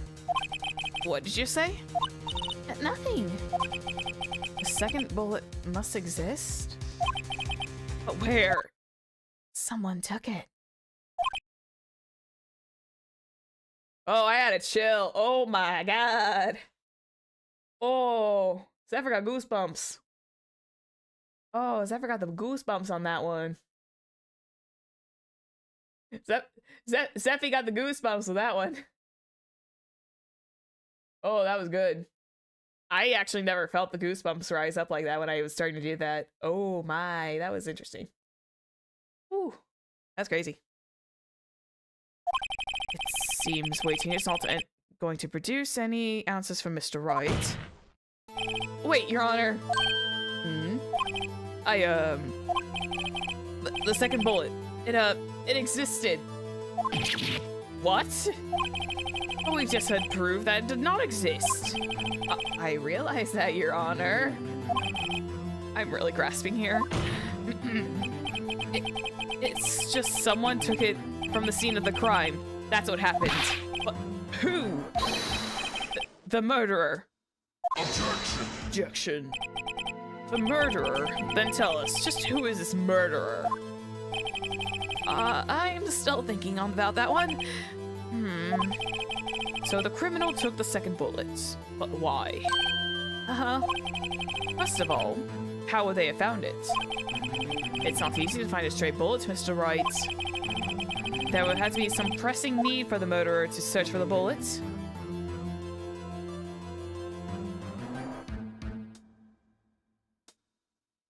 If the murderer didn't need it, but there's a possibility there was no choice. The murderer didn't need it. Why would the murderer have spent the time to look for a stray bullet? He didn't look for it. I haven't a clue. What's wrong, Mr. Wright? The murderer had no reason to take that bullet. I don't want to, but you don't want to admit, but it's true. Ugh. Had to take it. It's the wording.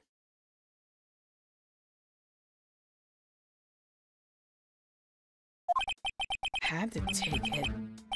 The murderer? What does that mean? You're thinking too normal. Think crazy. Don't think why the bullet was taken. Think why the bullet had to be taken. Mr. Wright? Yes, Your Honor. I have no idea what I'm doing. Well, the murderer had no intention of taking the bullet from the scene. But, the murderer had to take the bullet. Had to, Mr. Wright? What do you mean? Well, for instance... For instance, what? Maybe the bullet, hit the murderer? The bullet hit the murderer. Just saying, for instance. I mean, if it hit you, would you take it with you? You would take it with you, wouldn't you? It's not like you could perform surgery right there. This is true. Unless you were really crazy and really maverick to do it. Yeah, you know? Phoenix is stretch it a little bit. Wait a second. I was just talking off the top of my head. But what if that's what happened? He really is faking it till he makes it, Jesus. Let me get this straight. So, at the time of the murderer themselves was shot. And they left with the second bullet still inside them, thus leaving only one bullet at the scene of the crime. Yes. I guess that's how it would work. Yeah! Oh dear god, I'm really pulling at straws here at this point. But there's a problem with that. The other two people rescued from the elevator. Miles, Edgeworth, and Yanni Yogi were both unharmed. So that would mean the murderer came from outside. Yes. Phoenix, you are going to have to work your magic on this, because, fancy words. Oh boy. Order, order, order. Two men fight inside the elevator. Trying to stop them, the boy picks up the pistol at his feet and throws it. Bang! The pistol discharges, and the bullet goes through the elevator door and hits the murderer outside. The boy loses consciousness. Then, the murderer opens the elevator door and sees the men inside. Bang. Mr. Wright, you are truly the most unpredictable defense attorney I've ever known. Gee, Judgy, yeah, you kind of see that now.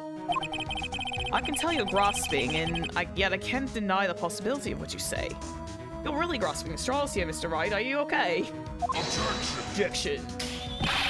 What are you saying? Deny it. Deny it. No one involved in the incident was wounded. There was no murderer. No one was wounded at the time of the incident. He's right. I can't think of anyone. Hey, Nick. What's up? I just thought of something really crazy. Crazy? We love crazy in this town. The kangaroo court lives on with the crazy town.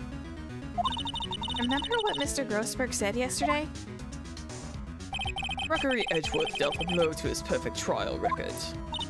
Wow. It must have been quite a shock for Von Karma. He took vacation for several months after that, you see. Yes, an unusual event for the man. That was the first and the last vacation he'd just taken in many years of prosecuting. What if Von Karma didn't take that vacation because of shock? But took because he was injured. Which would mean... It could only mean one thing. Maya, you're a genius! He was the murderer in the DL-6 incident! He was the one who shot Gregory Edgeworth.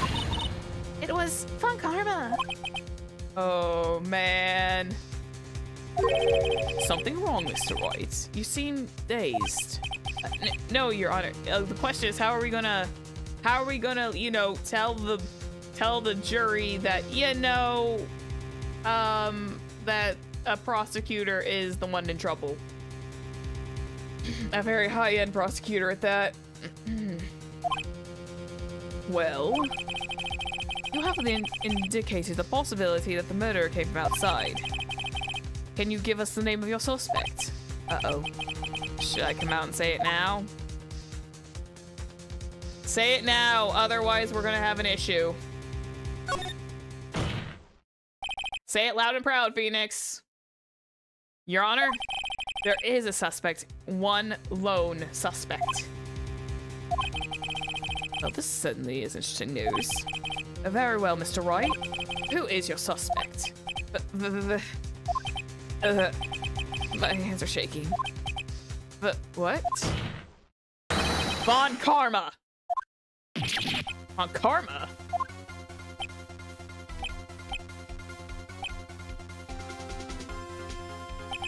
You mean the Von Karma?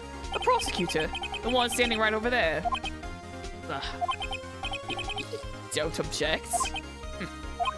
I see no need. Why honor this ridiculous outburst with my objection?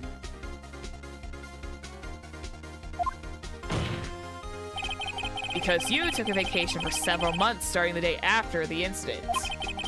Yet you pride yourself on a perfect record. Why would you take such a long vacation without any reason? So you're claiming that I took a vacation to heal my injury from the incident? Fascinating. Prove it. I would have needed surgery, no? Where did I go under the knife at, Mr. Wright? Bring the doctor that operated on me. Have him testify. Nick, let's find out who his doctor is. It's no use. Edgeworth? I know Von Karma, perhaps too well. He's perfect. He wouldn't leave clues. He probably didn't undergo surgery. That would leave a doctor as a witness. Nobody's that perfect. So what, Nick? Did Von Karma pull the bullet out by himself? That's insane. No, he couldn't have. Take my frames here. You can't just pull bullets out of yourself. Wait. And ding dong, the lights go on. Wait. What does that mean? That bullet has to be somewhere, but where? Well, Mr. Wright, can you produce the evidence to prove I was shot?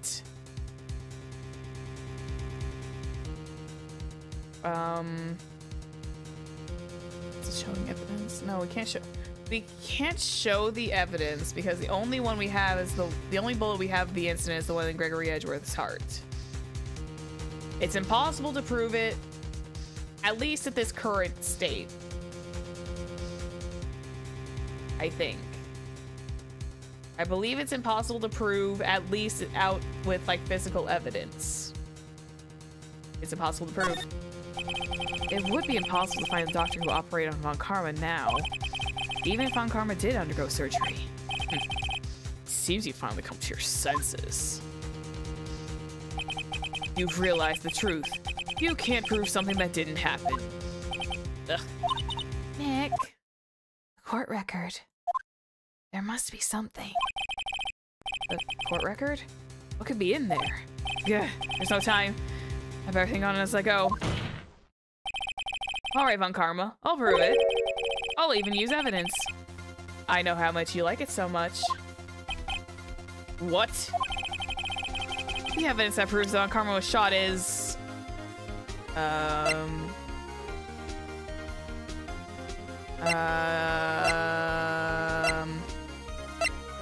But this was taken from Gregory Edgeworth. Uh-oh. No.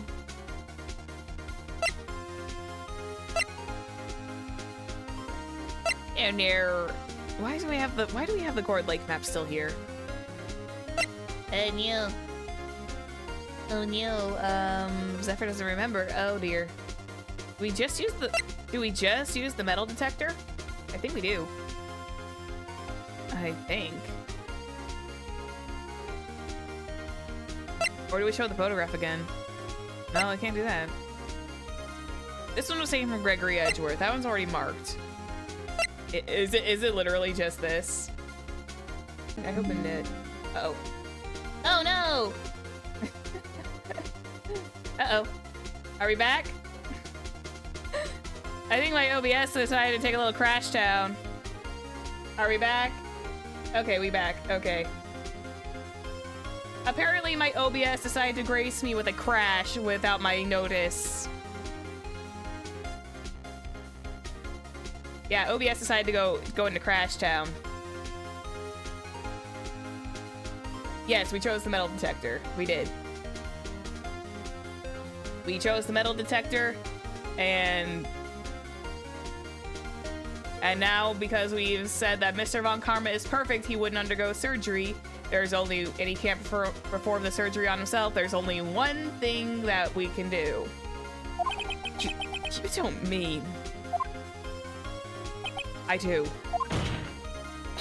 There is a possibility that the bullet is still inside Von Karma.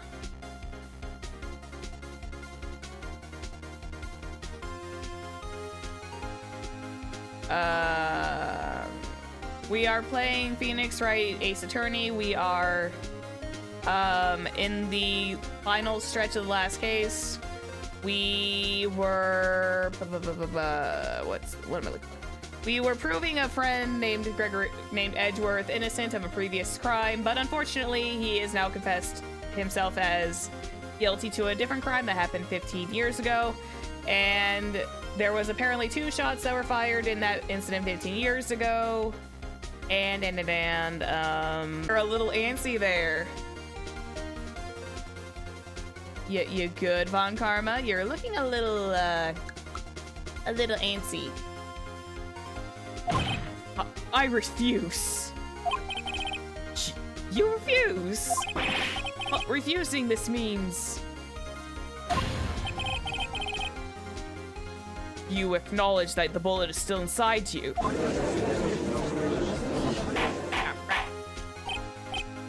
Order! Order! Order! Your Honor, the defense requests that we allow speaking too fast.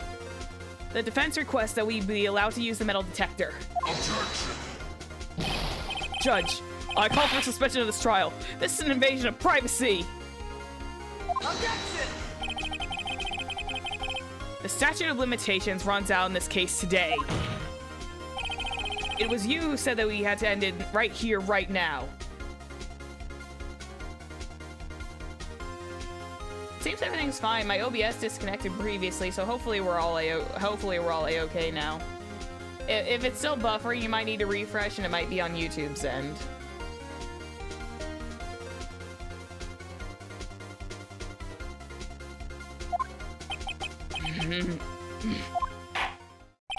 Enough. I permit the use of the metal detector. Mr. Von Karma, you will submit yourself to testing. Nick, what does this mean? I don't know, but we gotta give it a shot.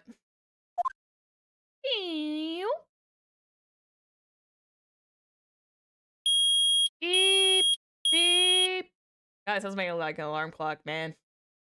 Loud, sharp, and wakes me up even though I roll over and just like simply slap the sleep button and go back to bed. It reacted. Something's inside his right shoulder. The bullet.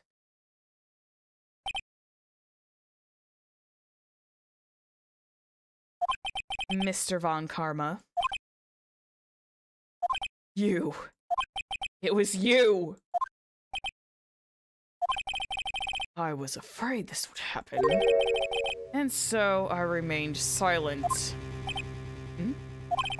Indeed, there is a bullet in my shoulder. However, it has nothing to do with this incident. What? I was shot in the shoulder long before the DL-6 incident. I claim that the bullet in my shoulder has no relation to DL-6. Oh, he's trying to weasel. He's trying to weasel out of this. But Mr. Von Karma, can you prove that? Prove? I have no obligation to prove anything. It is Mr. Wright who must prove something here. Not I. Mr. Wright? Well, can you prove it? Can you prove that the bullet in Von Karma's shoulder was from DL-6? Of course he can't. You don't have any DL-6 evidence. That's because you took it out of the records room yesterday and you stole it all from me. But there is one. With no proof, you cannot convict me of any crime. So sorry, Mr. Wright. No, I'm the one who's sorry, Von Karma. What? You were close. One day away from freedom. But you see, I have proof. What? Who would have thought that you would dig your own grave by trying to convict Edgeworth? I can link that bullet of your shoulder to the DL-6 incident. One second, my ear started ringing in that moment. Here's my final proof. The one thing that Maya clutched onto. Take that! thoughts. A bullet? Where did you get that? This is the bullet used in the DL-6 incident. This was taken from the heart of the victim, Mr. Gregory Edgeworth. The bullet is preserved quite nicely with all the ballistic markings intact. Ballistic markings? You may recall the term. It came up in the first trial 2 days ago. Ballistic markings are the fingerprints of a weapon. All bullets fired from a gun are marked with that weapon's unique pattern. By examining the markings, you can tell which weapon fired the bullet. It's quite accurate.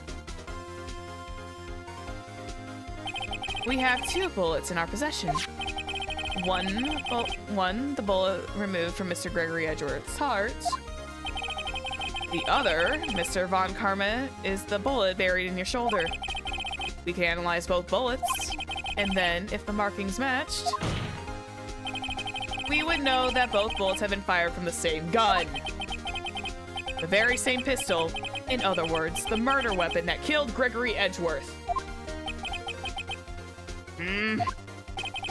Mr. Von Karma, you will let us remove the bullet from your shoulder.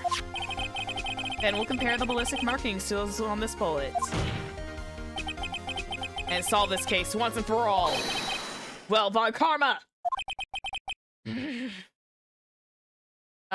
He's about ready to scream.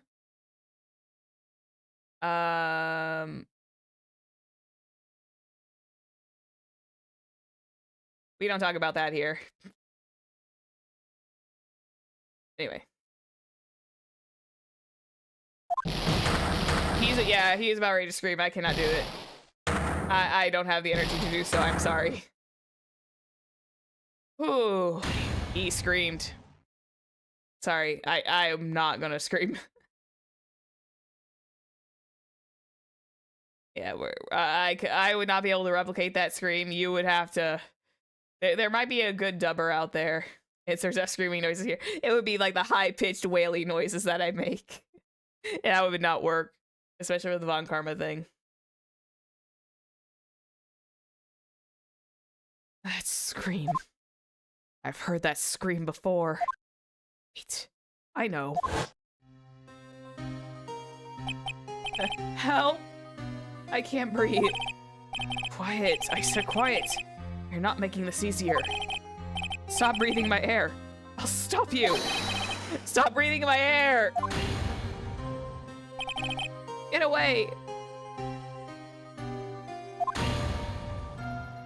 Get away from my father. Ah. It is that scream I heard in the elevator. 15 years ago. Von Karma, it was you who screamed.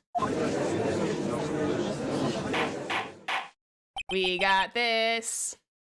Mr. Von Karma. Edgeworth, only you would dare defy me. So it was you. You and your father are my curse. Your father shamed me with a penalty on my record. And you left a scar on my shoulder that would never fade. I'll bury you with my bare hands. Death. Oh God, I tried. Oh man, I tried. Oh Lordy, I tried with that one. Oh Lordy, I tried. My voice did not want to cooperate at that tail end. Ow.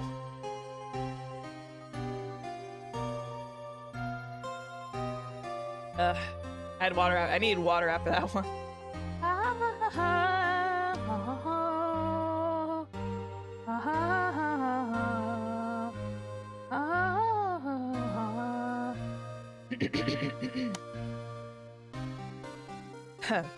Okay. 15 years earlier. Chief Prosecutor, I'm sorry. Akama, it is not like you to make this kind of error. I never would have thought that Edgeworth would be the one to catch you. I was careless. I'm sorry, but you will have to be penalized. I've covered for you in the past, but not this time. Edgeworth! Lordy, lordy. Second disconnect? Seriously?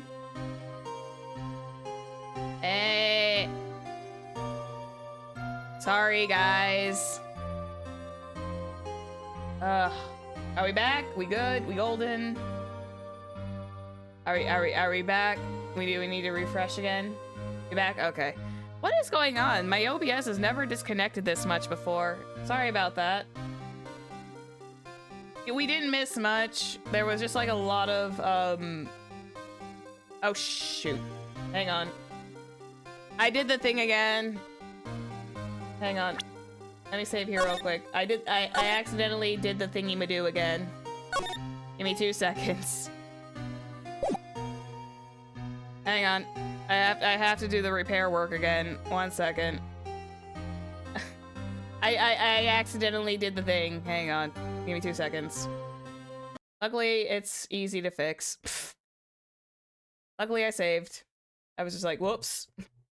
Oh. And oh, man. It's fine. That screen needed me to, like, give me, like, 2 seconds. Continue. Yeah. Let's load. We load back where we were. Then let's wait for my studio to catch up. Okay. Whew. Hopefully we don't have to handle any more buffering until the end of the stream, okay? OBS, please work with me. And then there was a noise. Bang. I was in pain. A horrible, burning pain in my shoulder. Just then, the lights came back on. The elevator door opened before my eyes.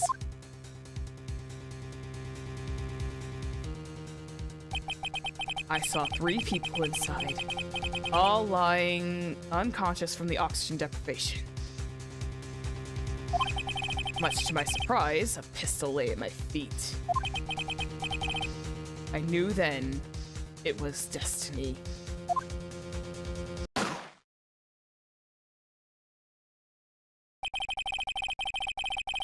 In his last moments, Gregory Edgeworth was still unconscious.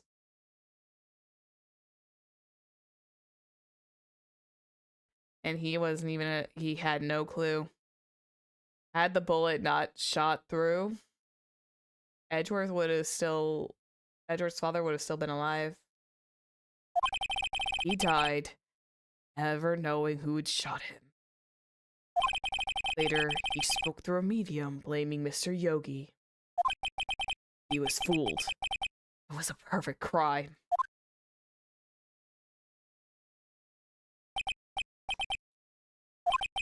Who would have thought another man would come to open the elevator door? Judge. What? What are you doing? Do your job. Bring an end to this miserable charade. Now, end it. Very well. He's taking this with surprising grace. It appears we have come to a very long way to the end of this maze. 15 years later. Mr. Miles Edgeworth? Yes, Your Honor. You were innocent. You are innocent. Yeah. Imagine what it would be like seeing Gregory seeing his son think they killed him. Yeah, that would have been very sad. As you said, it was all a nightmare. Yes, Your Honor. Bada boom. This court finds the defendant, Mr. Miles Edgeworth, for the final time, not guilty!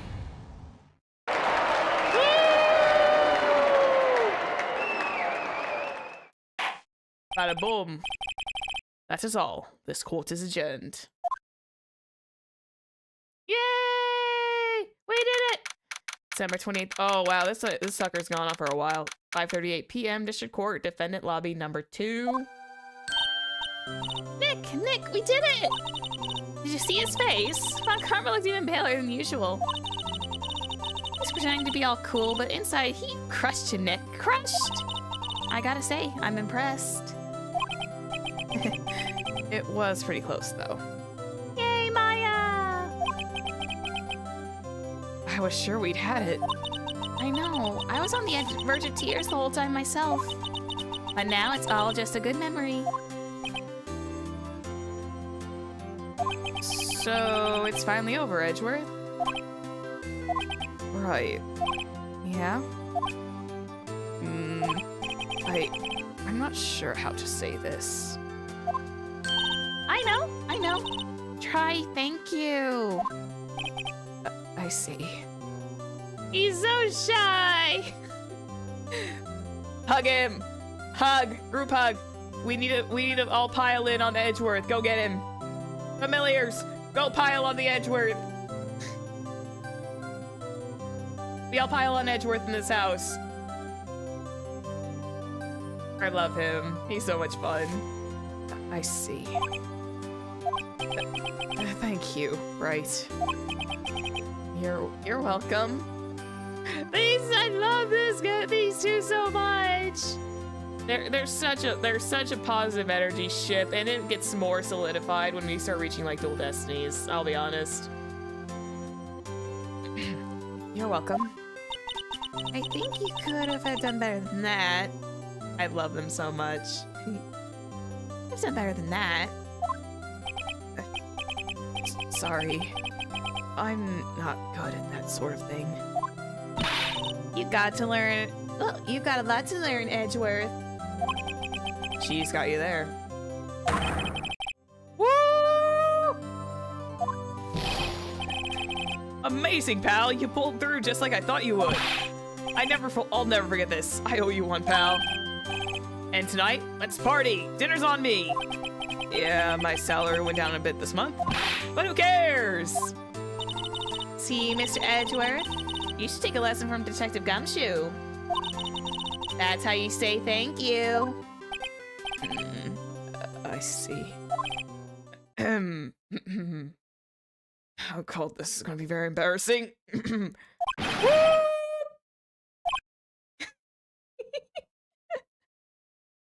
Oh my god, you are such a dork. Woohoo! Gumshoe! I love this man. I love this man so much. You're just like, I'm gonna go bury myself in a hole now. I feel foolish. I love him so much. Don't worry. Take it a little at a time. You'll get used to it. It's been 15 years since I've seen this Edgeworth this unguarded. Hey, y'all. Ah, Y'all were great in there. Thank you. He's so soon, yeah. He's so soon, and then he'll get better. He gets better. Thank you. Yo, Edgeworth, congrats. Ugh, thank y'all very much. Edgeworth, don't start going into the dialect, please. I knew you were innocent from the very start of course. Just look at you. You wouldn't stick your hand in the cookie jar even if no one was there. You were the witness on the first day of the trial, weren't you? Yeah, well, let bygones be bygones, eh? Speaking of which, what are you doing now, Lotta? Who, me? Oh, I went back to college. I gave up trying to be an investigative photographer pretty quick. Really? That's too bad. Huh? Isn't that the hot dog guy from the park? Huh? It's over, Nick. My life is over. Why the sad face, Larry? What happened now? Did your girlfriend like ditch you or something? Again? Oh, Nick, I'm not long for this world. You don't look sick. It's Beyonce. She's going to live in Paris. Paris, Nick! She's leaving me behind! Should have seen that coming. Yo, Edgy. There you are. Yes, here I am. Congrats, Edgy. Here, a little gift from me in celebration. Celebration? That's unusual for you. Harry Butts, you come on too. My treat, pal. Huh? Thanks. Looking forward to it. Yo, Nick. That's the suit that questioned me. When he says treat, that's not police talk for prison food, right? Right? I think you'll be fine, Larry. Right. Yeah, what's up? That envelope that Larry gave me, it's got money in it. Well, yeah, it's not that strange. People give money away to celebrate sometimes. It's $38, right? Huh? What a weird amount. I mean, it's not a little, but it's not a lot either. Oh. 38 exactly? Nick? Wasn't that exactly the amount of lunch money that was stolen from Mr. Edgeworth in school? $38? No. No! No! What are you so surprised about, right? Huh? Larry was absent that day from school, right? But that doesn't automatically rule him out as a suspect. What? Think back to that day 15 years ago. Larry took the day off, but he was bored, so he came to school anyway. Then he saw the money lying there, and the rest is history. I never was good at history. Edgeworth? You didn't know, did you? I suspected. I just couldn't picture Larry protecting you like he did that day. Everyone else was saying you did it. The whole class was against you, remember? Yeah, too well. Right. You may not know this, but we used to have a saying back in school. When something smells, it's usually the butts. I know. Really right. I'm surprised you didn't figure it out. Well, this is sure an unexpected turn of events, eh? Edgeworth? You should have told me! Now, Nick. It was 15 years ago. Don't you think the statute of limitations has run out, Mr. Edgeworth? I'd say so, yes. There you have it. Where does that leave me? I became a defense attorney because of what you two did! Well, you've always been something of an insufferable emotionalist. Yeah, and you get worked up too easily, too. Death! The death sentence for both of you! Man, if only I'd known, I could have become a prosecutor. Same goes for me, only the other way around. For the longest time, I thought I might have killed my own father. I thought I might be a criminal. Yeah, they were so smug about it. I love it too. I became a prosecutor in part to punish myself. If I had known the truth, I might have become a defense attorney after all. Edgeworth. Want to switch right? Hey, y'all! Line up and I'll take a photo. Whoa. Oh, my mic. Grabbed the cord and bumped it. Ah! Yeah, there we go. I was like a little cat that was stuck in her cables. Hey, y'all. Line up and I'll take a photo. Hey, photo time. Let's go. Oh. And after that, dinner on me. This is such a happy ending. I love it. Detective Gumshoe took us out in the town that night. We celebrated Edgeworth's newfound freedom, even though Edgeworth himself was still in detention. Oh yeah, he still has to be like being fully detention until he's like completely off the hook. December 29th, 5:02 a.m. Right and Co. Law Offices. Oh, I went a little overboard yesterday. My head hurts. Oof. He drank. He drank, but at least he had fun, I guess. Huh? It's still only 5? Maybe I should go back to sleep. What's this? A letter? Good morning, Nick. You were really impressive yesterday. Seeing you It made me think about what I'm doing here. I'm a spirit medium, in training, of course. I wanted to help Mr. Edgeworth, too.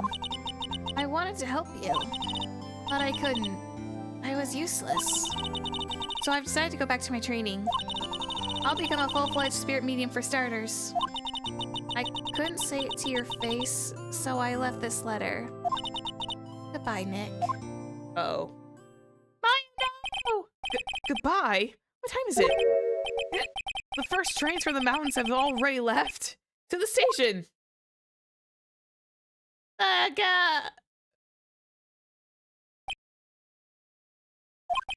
I guess I'm too late.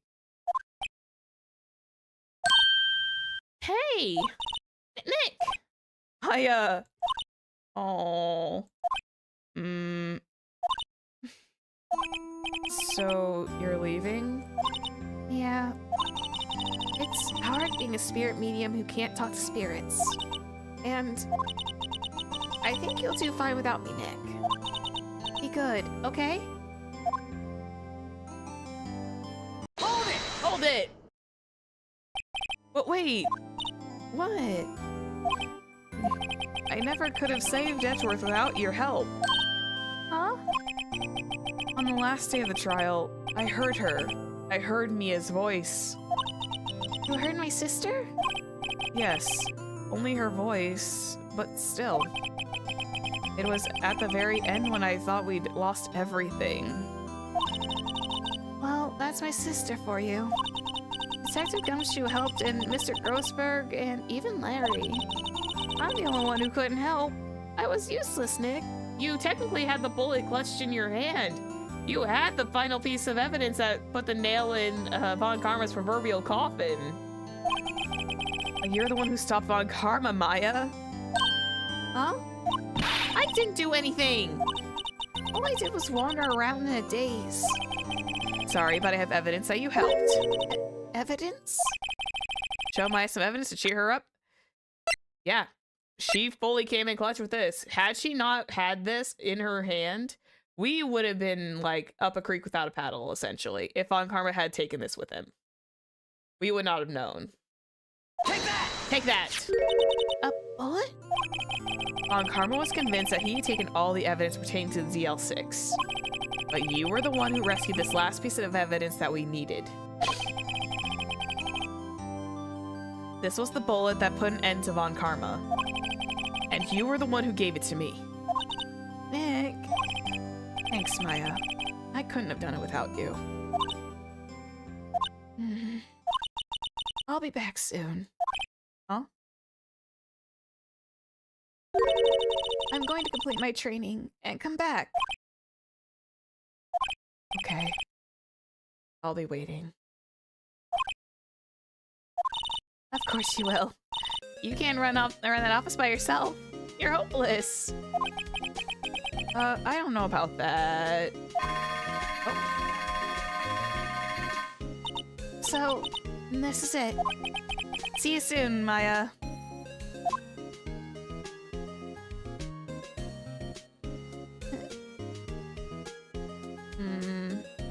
Thanks, Nick.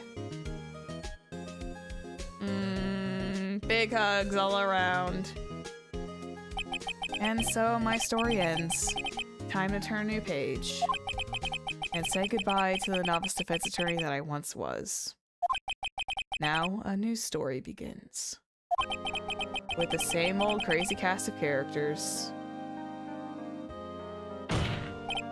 Huh. Don't think that you've graduated yet, amateur. Mr. Wright, perhaps you'd like to rethink that claim? Yes, Your Honor. Uh-oh, I got a bad feeling about this. Objection! So cute. It's like a little wrap-up at the end. Well, this would be the end. Hey, pal. Mr. Edgeworth came down the precinct and wishes me a Happy New Year. Talk about a pleasant surprise. Woo! Got Detective Gumshoe! Then he hung his head low and went right back to went right back outside. Kinda like he was embarrassed or something. Strange, huh?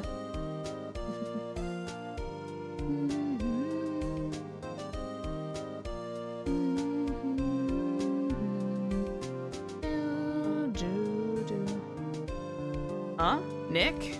Yeah, I haven't seen him lately. Who, me? I've been working at a cheese shop. That's Missy. That Missy's a nice lady, but she's not exactly what I call a cheap date, huh? Oh, she's in Hawaii right now. Yeah. Larry.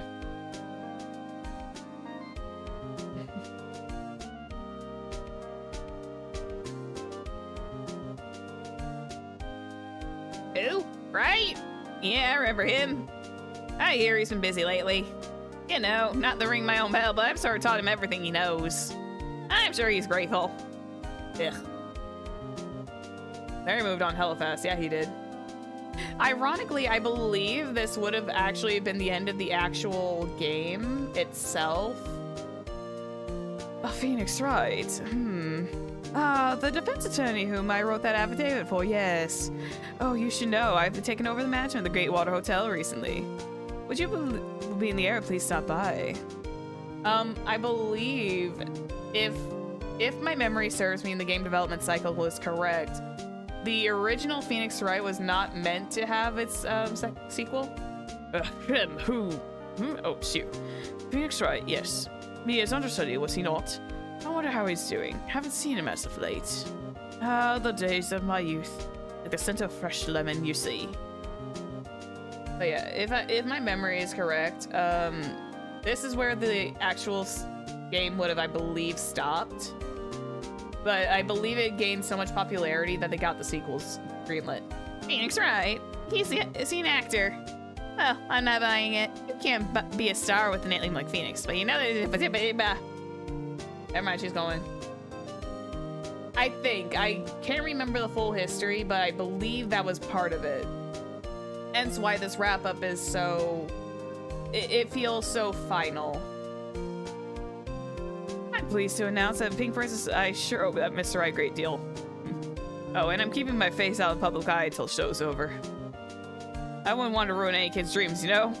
Yeah, Will Powers got the part as the princess, a pink princess. Yay! Yeah, it's one of my favorites too. I do like this game. Oh, I got a letter from Maya the other day. It sounds like she caught a cold standing under a waterfall. I wanted to visit, but I didn't have time, so I sent her the Pink Princess trading cards.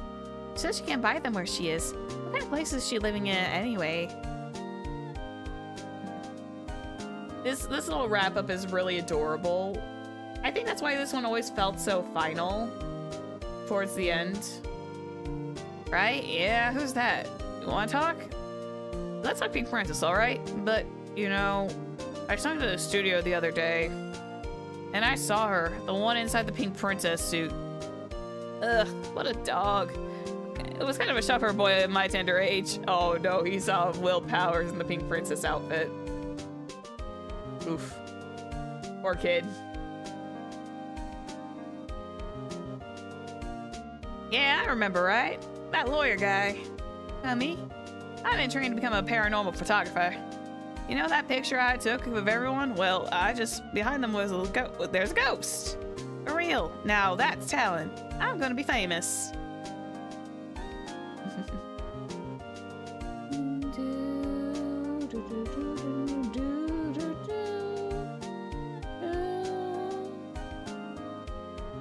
Victory! Yeah, this really made it feel like this is like absolutely final, but it's not. This was only just the very beginning of a great series. Hold it! Yeah, see, there's the hold it. A brand new episode has been added. We're not done yet. Mia was there too. Yeah, she was. The gang was all there and Mia was there cheering them on. This first game was not done yet. However, it is done for the stream though. Because ain't no way I'm starting that next case, because that next case is an absolute doozy. I have not played this case. I have heard it played. I have never fully seen it. Yeah, Lottie was very good. She managed to do that. But yeah, unfortunately, this is probably the best place to stop. We actually managed to get it. Oh, we've managed to finish the case and wrap up with the exact same amount of time that we have been. But yeah, that ending was that was the original ending to the Game Boy Advance version. But the next case, this case number 5, yeah, case 5 is actually a bonus one they added when the DS version came out due to certain mechanics they added, which we won't get to really fully endure and see until the next few games that happen. Yeah, I'm probably going to be reaching out for a little bit of help on this one, but I'm going to try and solve a few things myself when it comes to this next case. I think there's like one mechanic that's very precise and I have to be very aware of it. But yes, that is the end of Turnabout Goodbye, the original Game Boy Advance ending before they added in the 6th case, or the 5th case, excuse me, I keep getting them mixed up. The 5th case in the Game Boy DS version. So for now, I'm going to bop out. And I will catch you guys on Wednesday when we have. Guess what we're having on Wednesday? We're having tea time. We're just gonna have a nice little sit down. We're gonna have just a nice Zatsudan chat. Do a nice like little bi-weekly catch up. And I will see you all then. Okay? Bye bye. Bye bye. Bye bye bye bye bye bye. Thank you for dealing with me with their stuff also. Bye bye. Bye bye. Have a great night. I'll see everyone on Wednesday. Bye bye. Bye.